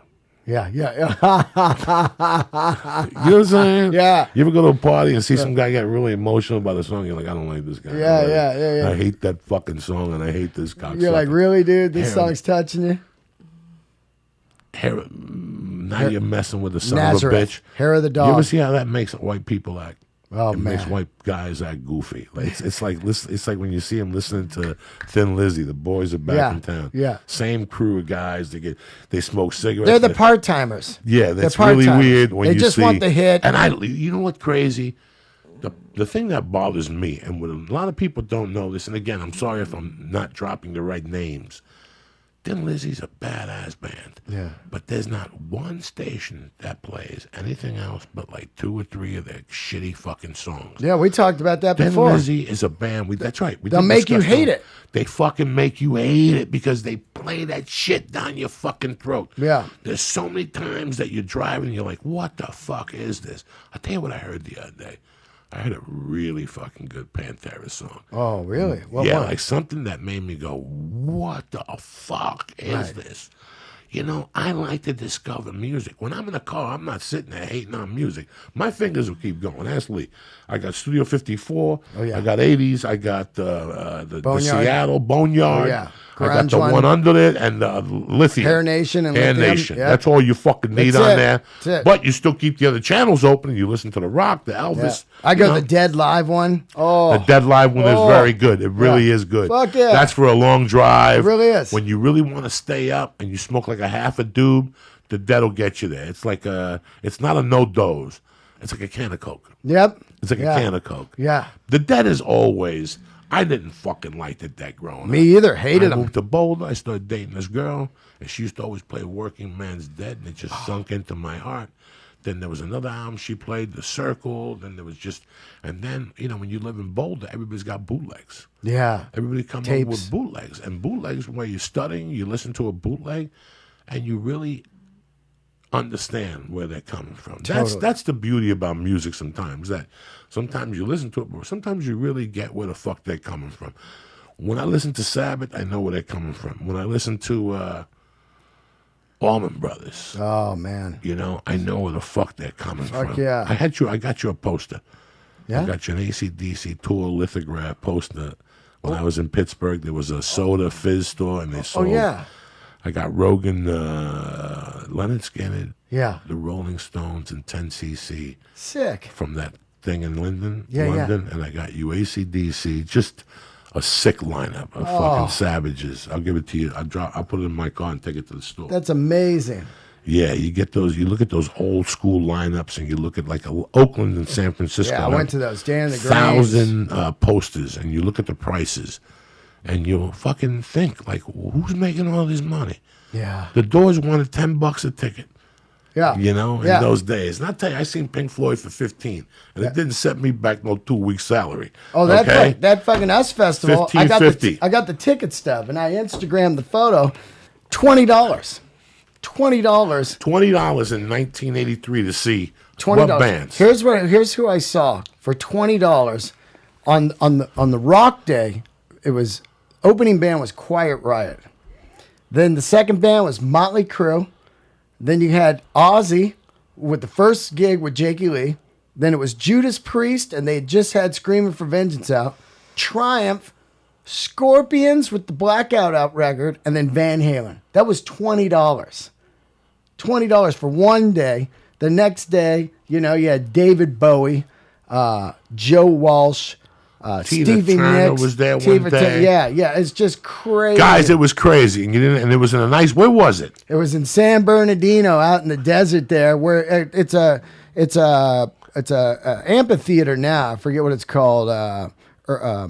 It's in Purdue, it's right off the 10 there, going to the 15, going to Vegas. Now, how many days did you stay there? I went all 3 days. So it started on Saturday. It went Saturday, Sunday, Monday. We left on Friday. We drove down from the Bay Area. We had a Toyota Chinook. My mom rented it and brought me and my two buddies. And Chinook is like a small camper on a Toyota little pickup. Driving that thing down. We camped there. We took mushrooms. And there was no trees. It was like 110 degrees each day. No trees. Steve Wozniak put it on. The guy who started Apple with Steve Jobs. That's who put that concert Yeah, on? Wozniak, man. He put that on. It's crazy, You know where I was that weekend? Where? I was living in Basalt, Colorado. Where's that? Basalt, Colorado is about, I'm just give or take 20 miles from Aspen. Going south on the 82 there. Right. And I was living in there, and I remember that two of those guys, or three of them, I lived with four guys. One of their mothers had died, and he went back. That's Mike Duffy. Yeah. That's the kid I sent money to like 6 weeks ago. He called me. He was having problems, and that's how long I go back with Mike Duffy. Wow. I left New Jersey April 25th of 1983 in a car with a fucking Olympic bar going through the middle and two speakers in the back. The only 8-track we had was Led Zeppelin, Trampled Underfoot album, Physical Graffiti. Ooh, good one. And we drove from New Jersey to Aspen, Colorado. We left Thursday night at 10 o'clock at night, and we got to Aspen, Colorado at 5 in the fucking afternoon, Saturday afternoon. And we went out and got high and whatever. And then I ended up the house where these three guys, it was me, Jimmy Burkle, a guy, George Burkle, and Mike Duffy. And then there was a guy in the basement that they call him the garbage man or something. He was a garbage man. The he garbage brought home man. shit. Yeah. But he went back because something had happened, and Duffy's mom died. So I ended up getting one of the rooms, and three of those guys, or two of them, had gone to Colorado Springs for the weekend. So I had this huge house in Basalt, Colorado to myself. At the time, I had a little bit of weed, but I was smoking like a fiend in those days. And he kept telling me, George kept saying, listen, if you want weed in the freezer, there's homegrown that'll knock you the fuck out. Homegrown in the freezer. Okay. And he goes, we keep it in there. It's deadly. And I'm like, I looked at my weed that I had bought in Aspen for, I don't know what it was. And I looked at the weed in the freezer. Guys, it looked like lawn that you had cut. Yeah. And Trimmings. Yeah. And they put it in a bag. There had to be, guys, 6 ounces in there. Yeah. Okay. Guys, do you know one day I ran out of weed and I didn't want to take the bus up to Aspen. I said, fuck it. I've been smoking good weed all day. I'll smoke this tonight, guys. Do you know it was one of the strongest weeds What? I had ever smoked? Just the shit, the fucking leaves? About a month later, he came back and he goes, Jesus fucking Christ. I told you to smoke a little bit, not the whole bag. Yeah. I had probably smoked 2 ounces of that swag. That was the ugliest weed you ever... Lee, it was grass cut Yeah. Lee is giving me the Malouk. Like I'm not giving you the Malouk at all. What's going on with you, Lee? Why are you giving me the Malouk? Are you high? Oh my God, I'm just enjoying. What are you enjoying? You want another mushroom? I need another cap. How much did Lee take? How many caps did you take? Did you take I took one huge one. A gram? No. I don't know. No. He needs a gram. He needs to eat a gram. I never take more than a gram when I do mushrooms. And then I had the little cap. You ready? Yeah, you ready for another one, Lee? Yeah. It's time Let's to take a see look the at him, devil. Lee. Let's see these fucking things. Lee is just satanized. I'm gonna eat a piece. I need another one. This is a good buzzworm right here, Lee. Lee, I'm gonna eat the little shitty one. The little shitty Just one. out of What'd you guys respect to buy? you. An eighth? No. This is from one of my favorite Jews in the world. Oh, dope. You know how we do it. Yeah. Lee, look at this for you. This is a tiny one. Wow. A little dickhead. Give that to Here Lee. you go, Syatt. Lee. Eat that up. Get some more fucking water. I love when they're all blue inside. That's when the shit. That's the psilocybin mania. That's the shit that kills the mule. Mm-hmm. Lee Sciatico. Lee dog. Did you eat it, Lee? Are you ready? I'm not ready, but. Oh shit. Why aren't you ready, Lee? What are you? I'm seeing the devil right now. Nah, I can see the way you're looking at me that you're knocking on the door. Yeah, Lee looks normal right now. I've seen Lee way worse. I've seen. Whoa. Yeah, why are you going out? What happened to me there? That's probably me. I'm sorry. Oh, there I am. Look at this one and shit too. Oh shit. That's a little cute one right there, Lee. Oh shit. But that's the cutest one of all of them. None of them will hurt you. Lee, power that up, dude. Lee, these things taste like fucking ass. Oh yeah, just right now I'm gonna have to go home and brush my teeth two times. Yeah. Just eating butthole. I just swallow them, dog. I don't even you chew do? on them no more. Yeah. You know, I just learned how to swallow. I like to chew them because they're just so gross. But No. Yeah. You don't want to do that to nobody. That's my boy, Lee. Lee, you take these. Next time we'll get what's left and we'll boil them and we'll make a tea. Oh We'll yeah. put some sugar in that motherfucking, some lemon. Lee, yeah. My buddy used to wrap them in peanut butter. He would put peanut butter around them and then eat them like that. It takes too long to get high though. Oh, Lee, you're such a fucking trip. Lee dog.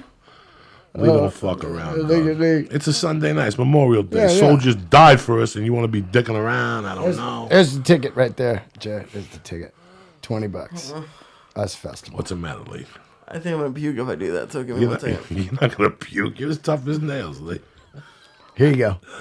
Little Us Festival. Rob Halford, KK Downing in the summer. They're in the outdoor leather. Look, the outdoor leather. Fucking short-sleeved leather. Priests don't fuck around. 104 degrees. They wear leather still. When does it end, people? When does it fucking end? We eat mushrooms. We eat fucking edibles for the name of the Lord. Lee, eat that mushroom. Come on, we got to go. Let's go. You should have ate it by now already. What the fuck you doing? You're sitting there like a mama look at the Eat it with a cookie. Red Band just hit me. He's watching. Wants to know if you'll do Wednesday night with us in the main room, 8:30. No, I got a podcast at 8. I'm going to be at the store tomorrow night, though, to host the comedy store. Oh, you doing the potluck? Yeah, the potluck. Oh, damn. Okay. Lee, trust me, when you eat this, right now we're knocking on the door very lightly. We eat this last one. Right now I hear that hum, the same hum you hear. The zzz. We want the hum to go away. Lee, the quicker you do it, Lee, the quicker you go to bed. You know what I'm saying? Yeah, Lee, man, just think. You're going to have some psychedelic dreams. You Go know what home, you're going to pick up Mama tonight. You know what I like about mushrooms? When they first come on, does this happen to you? Your back teeth start to float. Oh, my God, they're They floating start right to now. float, right? Isn't that crazy? My whole fucking jaw is floating. Yeah, Like somebody it's so broke weird. it. It's so go, weird. Lee, but get the water ready, Lee. If not, you're going to puke. Oh, Hurry up, Lee. There you go. There you go. Oh, Lee. You got that, Lee. Lee, you got this. You're an animal. Plug in his nose. Oh. Go, Lee, you bad motherfucker. Plug in his nose. Eating dirty socks. Lee's eating a dirty sock right now. Just foot mold. Lee just Water's dripping down his neck. This is, ladies and gentlemen, this is it. We do this shit for you. We go on tears, then we don't do it no more. We went on a fucking hash tear for 3 weeks. Oh, man. We just do this shit to let you know, listen, everybody put the fear of God. We're just having fun here. We're not doing blow. No. We're not doing stupid heroin. We're talking about music. We're eating some mushrooms. We're getting stoned to the gills. Next time I'll Uber over and we'll smoke the hash. Okay. All right? Oh, the one-eyed Jew called me the other day. He said he smuggled 3 ounces in his asshole. He says, wait till you taste this. Whoa. He says, it tastes like shit, but you'll... What's up, baby boy? Look at you, becoming a fucking man on a podcast. Yeah. When you came on here, you hadn't done nothing. You were drinking soda. Yeah. You had a hat with a propeller. No pussy. You never even had a skateboard. You weren't banging nobody. Nope. You now were look the mink. Just an outlaw. Look at you, an outlaw. An outlaw Jew is what you are. You understand me? A YouTube warrior. Podcast, fucking everything. Fuck yeah. Look at you, tougher than fucking half these fucking mooks I hang out with. I just don't know what to expect. It should be fun. You should call Ari and tell him you want to be the fucking whatever in his mushroom fest. That you're gonna hold your own fucking party. That's what you should do and get it sponsored and everything. That's killer, man. Get that thing sponsored by fucking NASA. I think we're doing that right now. We do it all. This is just a warm up, Lee. We didn't even need a gram. Yeah. Wait till we inhale 10 of these motherfuckers. You don't think that was a gram? That was totally a gram what I had. No. We didn't know fucking gram. I go nothing over a gram. That fucking stem tasted so badly. Ooh, just foot. It tasted. I didn't even bite into it, but my throat picked a little bit of it up. Just dirt foot. I don't know where I put my nicotine gum. It's not to be bouncing off the thing. I'm like Mark Maron and shit. I'm popping that nicotine candy and shit. Oh, yeah. He loves it. He's back on it. Oh, yeah. He pops that nicotine. He does those coffees. You got to see him. Yeah. His glasses get all fogged up. Yeah. Love him, man. I was hanging with him last night at the store. Great night at the store last night. Good night. So I had a good time following Gerard Carmichael. He was great last night. I got to ask you some other questions real quick. Okay. Leave it on, Lee, because we might play a video for people, whatever. I was always the type of guy, like, when Ozzy left Sabbath, I made a conscious decision not to like Sabbath, but you had to be an idiot if you didn't. You weren't telling the truth. Yeah. Once you heard Dio on there, once I saw Dio in Philadelphia, I had mixed emotions. I'm not going to lie to you. Yeah. You know, Ozzy at the Palladium was phenomenal. Okay. But I'm the type of guy like Santana. You sit there and go, why didn't Santana ever make it? Because he never had a lead singer. Yeah. If Santana would have had a lead singer for 10 years, you know, you look at Richie Blackmore with Rainbow. Here's another guy that went through singers on every fucking album. Because he's a fucking nightmare to work with, you know. That's why I never liked him, by the way. Yeah. Because I was a Rainbow guy. I liked him with Joe Linguido, Joe Lynn Turner. Yeah. I liked him with the other guy from Seattle. But I was never into these bands that replaced the singer. Yeah. I always believed that when a band replaced the singer brought in his own style. A lot of people always say to you, but he sounds just like fucking what's his name and whatever. I understand, but for me, it was always bringing somebody else with a different sound in to sing the songs that had already been written, whatever. Okay, now we have a sensitive subject.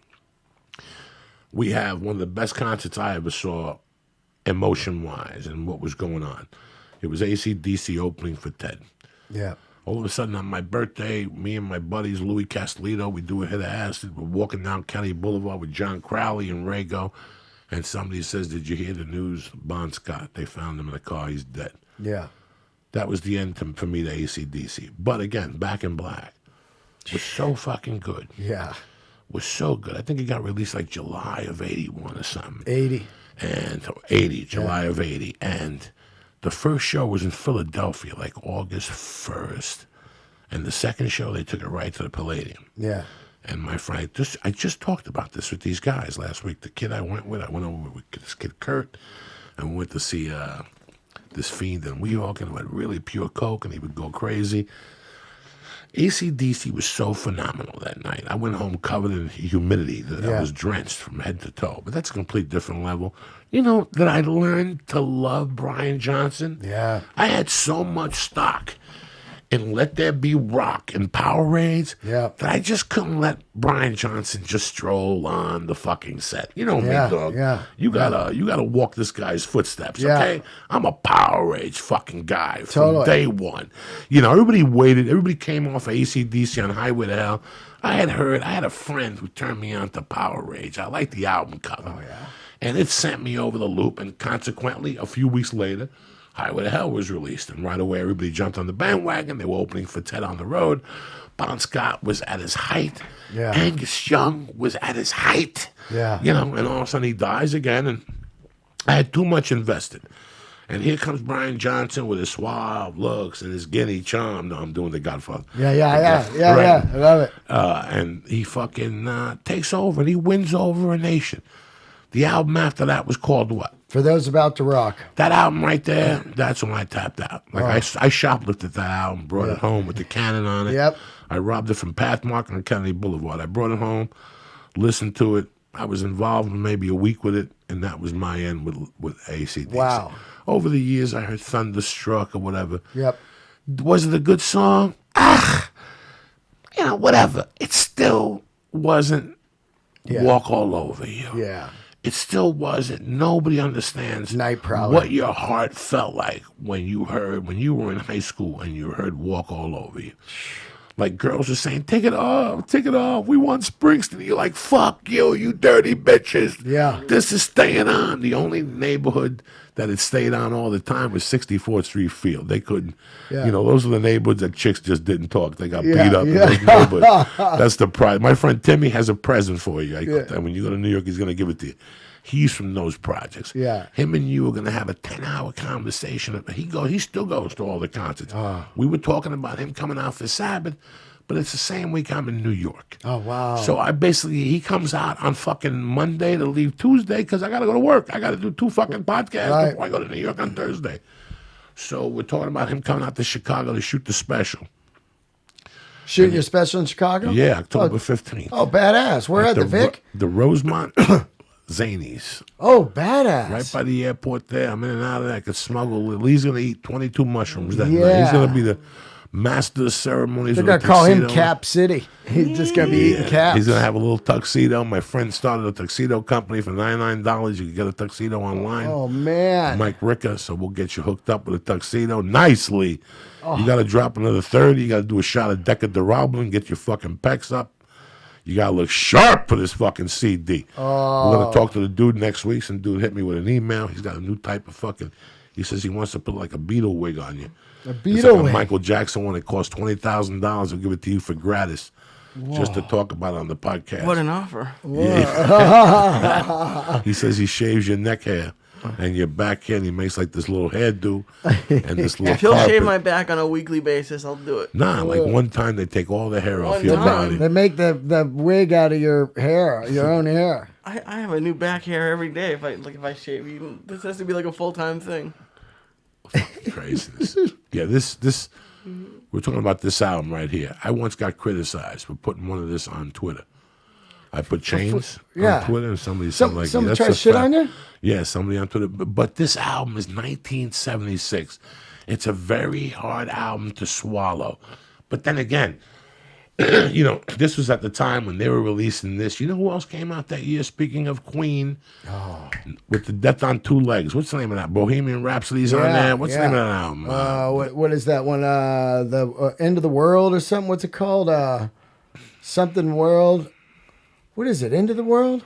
Queen, Bohemian Rhapsody, the end of the album. No. What is it? It's called News of the World. News of the World. Yes, that's a great. Yeah. You know, all these albums are coming out, but what people don't remember is that fucking Elton John was throwing fucking heat. The guy was killing Guys, it. Elton John was killing it for Saturday such a fucking night. long time that it took, you know, him and then Paul McCartney started coming around with his fucking shit, and his shit was priceless. Band on the Run and Jet and all that shit. But man, Queen, it's crazy. Like I'll go through these Queen phases where I'll just listen to Queen and I'll be like, this is like nobody was doing that shit, man. Bohemian Rhapsody, you had to be doing some mushrooms to come up with all that. Galileo, Galileo. First time I heard that, I was in the Blimpie Bass. On like 30-something street in Kennedy and Bergen Line Avenue. We used to go up there. We used to take a 2-way hitter. And what you did was it was a pipe. It was a glass pipe with a hole in it. And you put the joint in there, and you put your hand on the other side, and you sucked it in. Yeah. And we got so fucking stoned. And we went into this blimpie base. I got a roast beef with provolone, nice, with vinegar and oil, shredded lettuce, some tomatoes and onions, nice, with some wise potato chips. You know what I'm saying? And I fucking started. We got the giggles. When he said, Mamma Mia, Mamma Mia, Mamma Mia, let me go. We fucking got the case of the giggles, and the guy threw us out without our sandwiches. I'm still pissed at that motherfucker. He's probably a general manager somewhere right now eating good. You know what I remember about that, man? Never saw Queen live. I remember this. I was at the mall. I used to go to the mall like on the weekends, you know, and there was the new store had opened, The Good Guys. It was new at the time. Good Guys. It's an electronics store, you know. And they had about 100 TV screens, and the laser disc had just came out. The laser disc. And the fucking guy put it in, and we walked by, and every screen had this Queen laser disc playing. And we stopped, and we were in there for an hour just like, whoa, laser disc. It was like futuristic shit, man. The guy put in this big disc, and we were watching Queen do that video where it's the four heads. Mamma mia, mamma mia. Oh, my God, that it fucks you up. Oh, They man. had a couple jams when I was growing up. By the way, Lee, those mushrooms are kicking in heavy right now. Yeah. Kicking the door, waving the 4-4. Hey, let me tell you something, Joe. There's a clip I want you to see because I don't think people understand the impact of Brian Johnson put in AC/DC Japan Back in Black. This is very rare footage of them on the Back in Black tour. It's really hard to find footage of them on this tour. And this is in Japan. And you see Brian, not there. Keep going. Let me see here. 6 years ago. Yeah. Punch it in on YouTube. AC/DC in Japan. Yeah, Back in Black tour. Put in AC/DC Japan. Because this is Brian before the hat. You know, if you look at him on the back of the right, he had the big hair. He's wearing like a football jersey. Let's check it out. There it is right there. 81 Tokyo. Look at this. This shit, like, you could see how he won it over.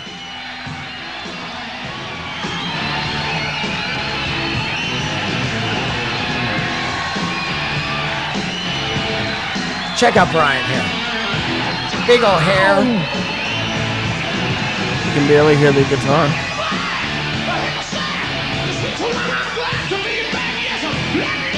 Oh.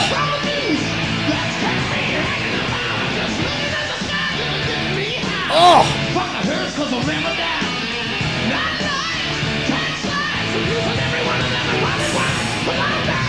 Unbelievable, this footage. Yeah, he won him over. He really did. He's killing. He really did win him over. Listen how good he sounds. It was a complete different band. Totally. It was a complete different band. You forgot about Bon Scott. That's crazy. But I didn't. I didn't either, but I'm just because saying. this album gripped new fans. Yeah. Kick it, Lee. Kick it. Listen to this vocal.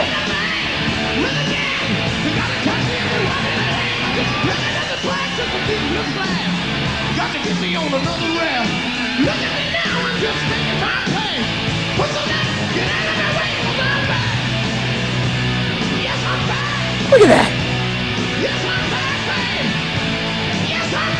Unbelievable.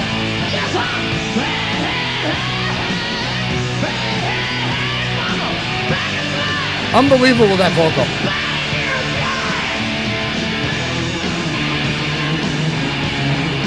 It's a totally different Brian Johnson. He's got moves, he's out front, his hair's rocking. That's 1980, baby. You gotta bring it. They're fucking bringing it. Killing. They're fucking bringing it right now.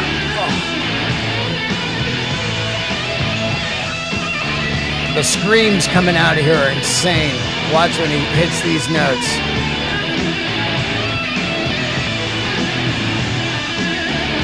Oh, Angus, just fucking like 20-something, you know?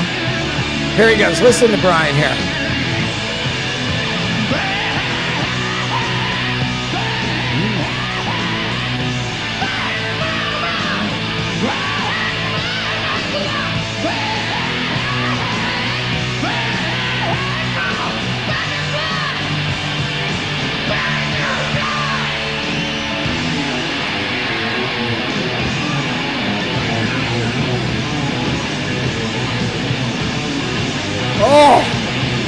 is blowing my mind.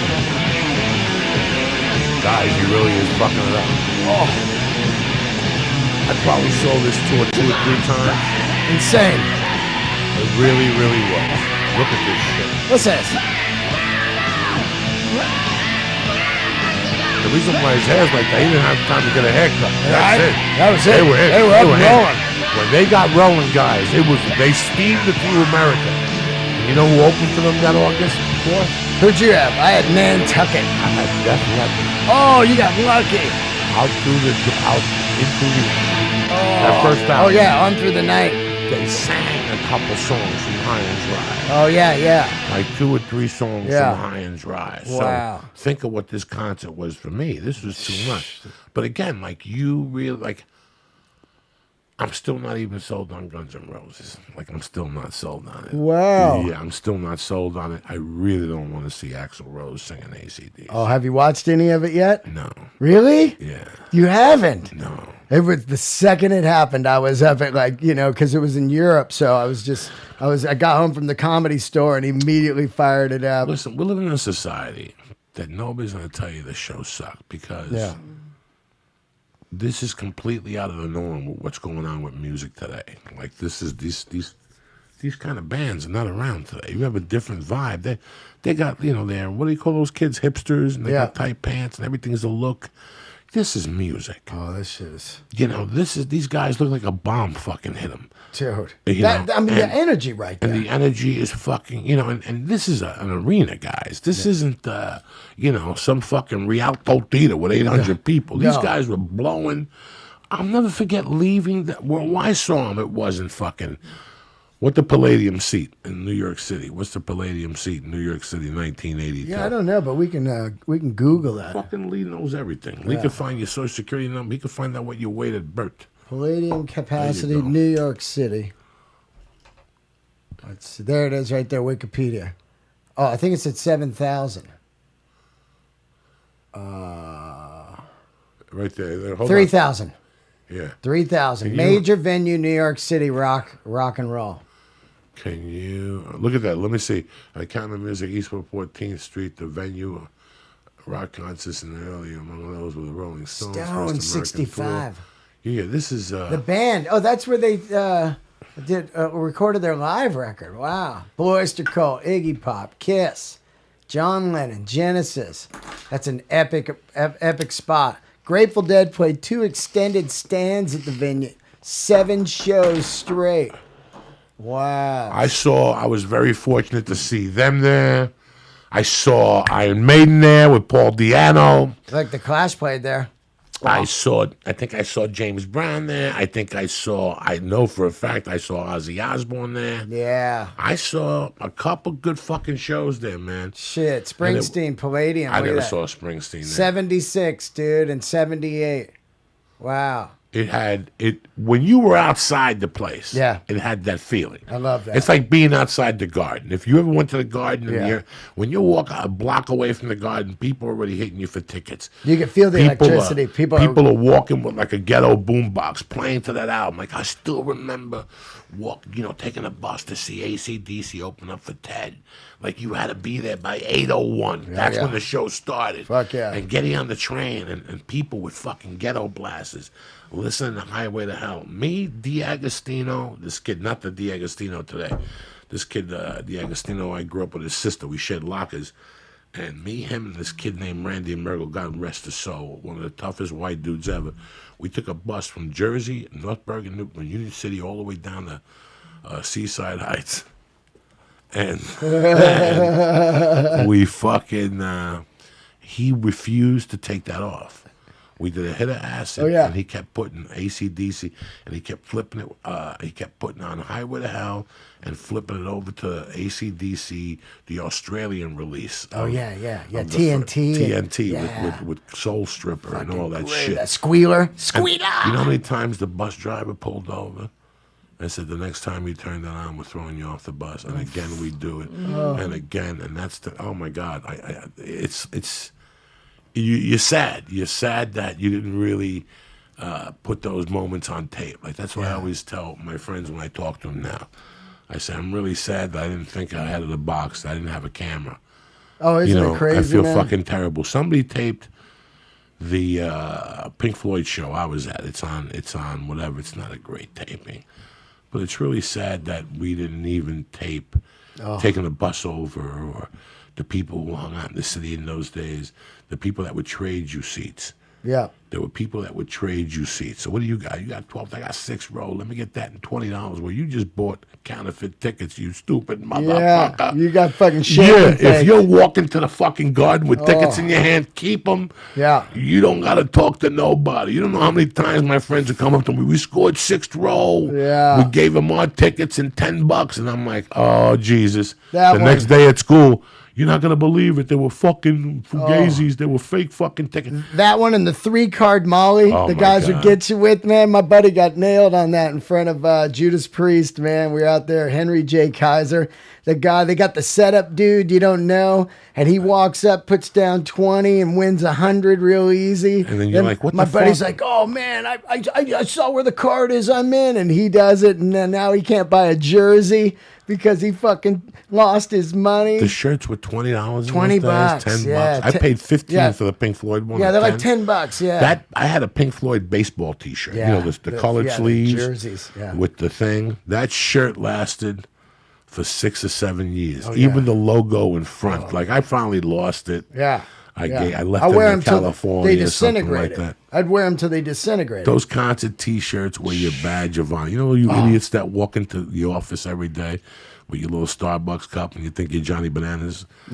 In those days, when you went to a concert, if you didn't wear the concert T-shirt Monday the at next school? day, what do you mean Monday at school? Yeah, the yeah. next day. Oh, yeah, the next day. Church, Yeah. a fucking funeral, Yeah. a first communion. Yeah. You wore that shirt. If you went to a concert, Lee, whether it was tall, whoever, you bought a T-shirt. Oh, totally. And you wore that motherfucker to school the next day, and you were proud. You were like, fuck this shit. It was the only place you could get a shirt. Yeah. You couldn't go to Hot Topic. There was no Hot Topic. Go down, hey, look at this. You got the shirt, and you walked onto the campus at school, and people were like, you went last night. And What was it like? And God forbid somebody bought you a shirt, and you didn't go to the concert. Oh, that was sacrilege. Oh, guys used shit. to go, will you buy me a Yeah, shirt? And yeah. I'd be like, no, it's not gonna man. work for you, man. I ain't getting your Olympic medals. Nah. It's crazy because now when you go to Walmart in like Kentucky or Oh, yeah.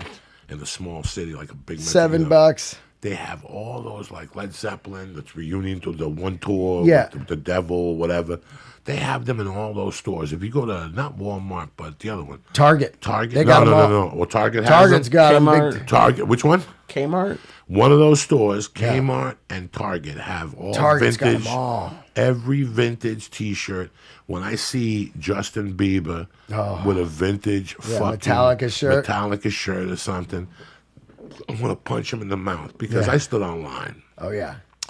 You know, I did acid. I sacrificed the job. Fuck you. I'm not coming in tomorrow. We got to drive to Philadelphia. Yep. You know, you put all this effort into going to concerts.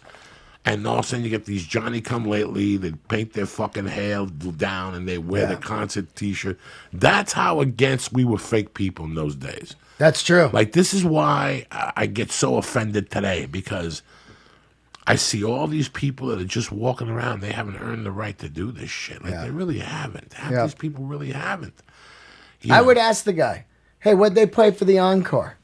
And you go, oh man, I was fucked up. It's like, no, you weren't there, dude. No, Because you you weren't. would know what You they would played know. for Yes, the you encore. would. Yeah, Everybody knows the encore. Yeah. You know, they'd be like, fuck, dude, they came out, they did Let There Be Rock. That's the first thing you told people next totally. morning. Yeah. That night when you bumped into people at the bar. When you what was went the back, encore? Oh, shit, you fucked up. They were tremendous. Yeah. Dog, they went out and they did 3 fucking encores. Like, I still remember going to see the New Barbarians at the Garden. Oh, and that's they cool. and they did a bunch of encores. Yeah. And, like, being so happy. And they did, you know, what, Sugar, whatever Yeah, the fuck they do. Rock and roll. Yeah, whenever they do those encores, those super bands get together. Yeah, they do like a 50s tune. They're like, come on. Shit drives me crazy. Yeah, right? At the end of these award ceremonies when they all get on They stage. just do the rummy jam. And they play, it drives me fucking Right. They all got like that stupid look on their faces. And then there's Paul Schaefer over there Yeah. triggering the solos. You got this one, man. You got this one. You know? Oh, he drives me. I thought he died. No, he's still When out I there. saw him last week, I almost fucking threw the TV out the window. Let me give some shout outs so we can get you out of here. I love you, dude. Hey, man. What a great episode. Memorial Day weekend, just talking music. Oh. Honesty about music. I want to give a shout out to David Rubin, my man Jeffrey Collins, my man Scott Hughes, Chris Murphy, BJJ Cardio Kid, Digger Smart, Ali Boz, my girl fucking Lady J. I haven't seen her on Twitter. Get your shit together. Wash that monkey. My main girl, Ookie Spooky. My fucking peeps in Austin and shit. Tommy Easter. Digger Smart. Paul Perez. Kush Squat. Glenn Carlin and Cheeseburger Dan. I love you motherfuckers. Don't forget, I will be at the Omaha Funny Bone June 10th and 11th. And I'll be at the Philadelphia Helam throwing some fucking heat. June 20-something, 20-something, and 20-something. Go on their webpage. What are you bothering me for? I'm doing Comedy Works 5 nights headlining. 4th of July weekend? June 28th through July 2nd. It's a great club. And People go out there and fucking see him, you reefer heads. Please do it, and man. Bring him Come out. reefer, he'll bring it back to me. Okay? Yeah, I will. And then come out and see me. And also, I got an excellent podcast dropping tomorrow with Tim Bloom from the Mother Hips. And shout out to Greg Riley from El Cajon Harley. He's a big fan of the church and a good friend of mine. So, Good man. Give him my love. Love him, It's yeah. funny, I was going to try to get you on with Missing Terry. Oh, yeah, I wanted to do that with your son, yeah. And I keep forgetting to hit him up. He's right here in Van Nuys. He listens to the podcast. Great kid. You know, I see his tweets and Yeah, shit. he hit me up. He's got a band. You Yeah. know, what happened to his dad? Is he still alive? Yeah, I talked to him. I said, can we get your dad on? I saw your dad at the US Festival, and your dad's one of the first, like, really super drummers that had the instructional videos and stuff. And he said he's going to try. He said his dad is kind of an introvert now, stays in the house, you know, doesn't go out much. And I was like, well, sometimes a podcast will jumpstart somebody's life. They get out and they do the podcast and they start getting interacting on social media. Yeah, social media. Fucking, yeah. Exactly. And they go, hey, man, fuck, this is great. And Lee, great to see you, dude. Always. How you doing, Very buddy? nice to see you. I love you. You seen anything yet, Lee? No, I'm feeling a lot of shit, but I don't see nothing. What are you feeling? What are you feeling? I love when he goes, I'm feeling a lot of shit. When you say teeth floating, I think I feel what you mean. Look at somebody got a good picture of Lee on Twitter. Look, look at that. That's my man. That's my man. One by one podcast. Yeah. What kind of chocolate cookies are those, Lee? Oh my god. Someone. Hey, before we get out, I want to leave one note for you. I really think, Lee, fire up this band just 1 second because I want you to hear Look at this. Lee. He don't want to write no more. Lee's like, I'm done. Lee, I've been typing up. I can't type 1 no more. second. What cookies you got, Lee? Okay. What flavor? So Steve and Amanda Barstow, I'm not even sure if they listen to this podcast, but they listen to Good Times with Steve Simone, and he was in Edmonton, and they gave him these chocolate cookies, and I think they have Reese's Pieces in there. So you gonna fucking break one out? You Yeah, gonna go sample for it. these? Well, you're gonna eat one all of a sudden? I'm too high to do that. Trust me, you need a piece of cookie in you to calm that dragon down a little bit. Calm that dragon. Why do you think I'm fucking suggesting it? For my health, dear Lee? I Yeah. don't want you to go overboard. Tomorrow is Memorial Day. You're gonna be sitting there with your family and shit, thinking about your fucking pathetic life. For 2 minutes, think about the fucking people who got on a fucking plane or a boat and go to a foreign land and stab motherfuckers for you. Did you ever think about that? You fucking mook you. Every day, put the fucking national anthem on, Lee. That's it. Give me one of those fucking cookies, Lee. I'm getting emotional here. Lee gets a cookie for himself. He forgets about his own.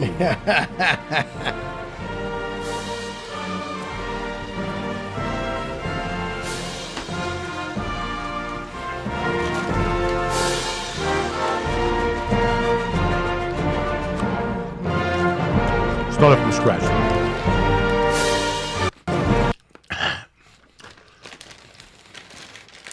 Tell me when you're ready. Hit it!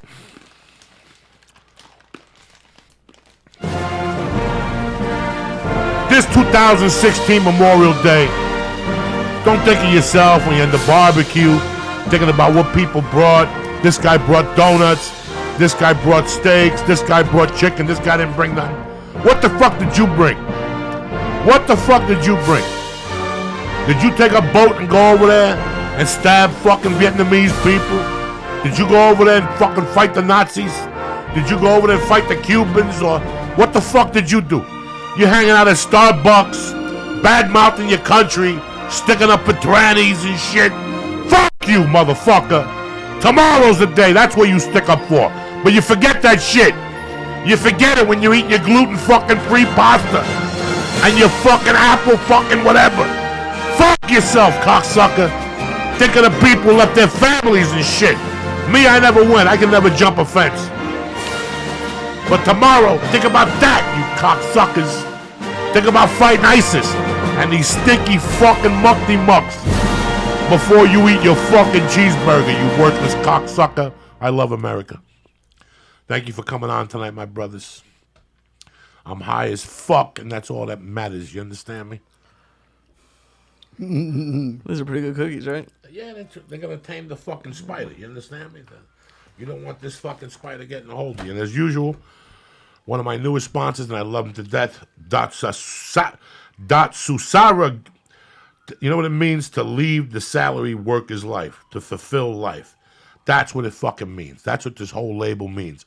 They sent me a box of stuff, okay? I've been wearing the sweatshirt to jiu-jitsu. They have a fucking fanny pack. They have a bag that is tremendous. You could hold your water, your bandages, your wallets, your phones, your keys. It has a little bag in there to put your fucking rash guard and your stinky socks and your underwears in, along with your gi. I mean, they got T-shirts. They got shorts. Do me a favor. Go to dsgear.com and look at the great selection of stuff they have, okay? They got a hemp gi. Listen, when I lose 20 pounds, you're going to see me flying through the air with this fucking beautiful hemp gi that they got. They don't fuck around. It's comfortable. It just doesn't fit around my stomach, but give me a couple of weeks. But anyway, do me a favor. Today, go to dsgear.com right now. Again, that's DS capital Gear, GEAR.com. Take a look at the bags. Take a look at the fanny packs. Take a look at the hoodies. Take a look at the geese, and if you like something, do me a favor. Go to the box and press in Church, CHURCH, and get 5% off your first order, all right? Again, go to DSGear, GEAR.com, and look at the great selection of clothing lines and everything that they have. I love this guy, Chris, so listen, great customer service. If you have any problems, get back to me. Datsusara, you understand me? To leave the salary worker's life. Like, stop being a peasant. Take a chance Columbus did, cocksucker. All right, I love you, Dean. Thank you for being my fucking rock mogul. Dude, and keeping me alive with music and shit. I love talking to you about music, man. We could talk for hours. It's just incredible. It's just, it's just like old days, just doing coke in the living room and just going, what about this record, man? There's nothing like that. Thanks for coming on. Don't forget, Omaha next week. And then Philadelphia. I don't know the dates. I'm fucked up. What do you want from me? Have a great holiday. Stay black. Love it.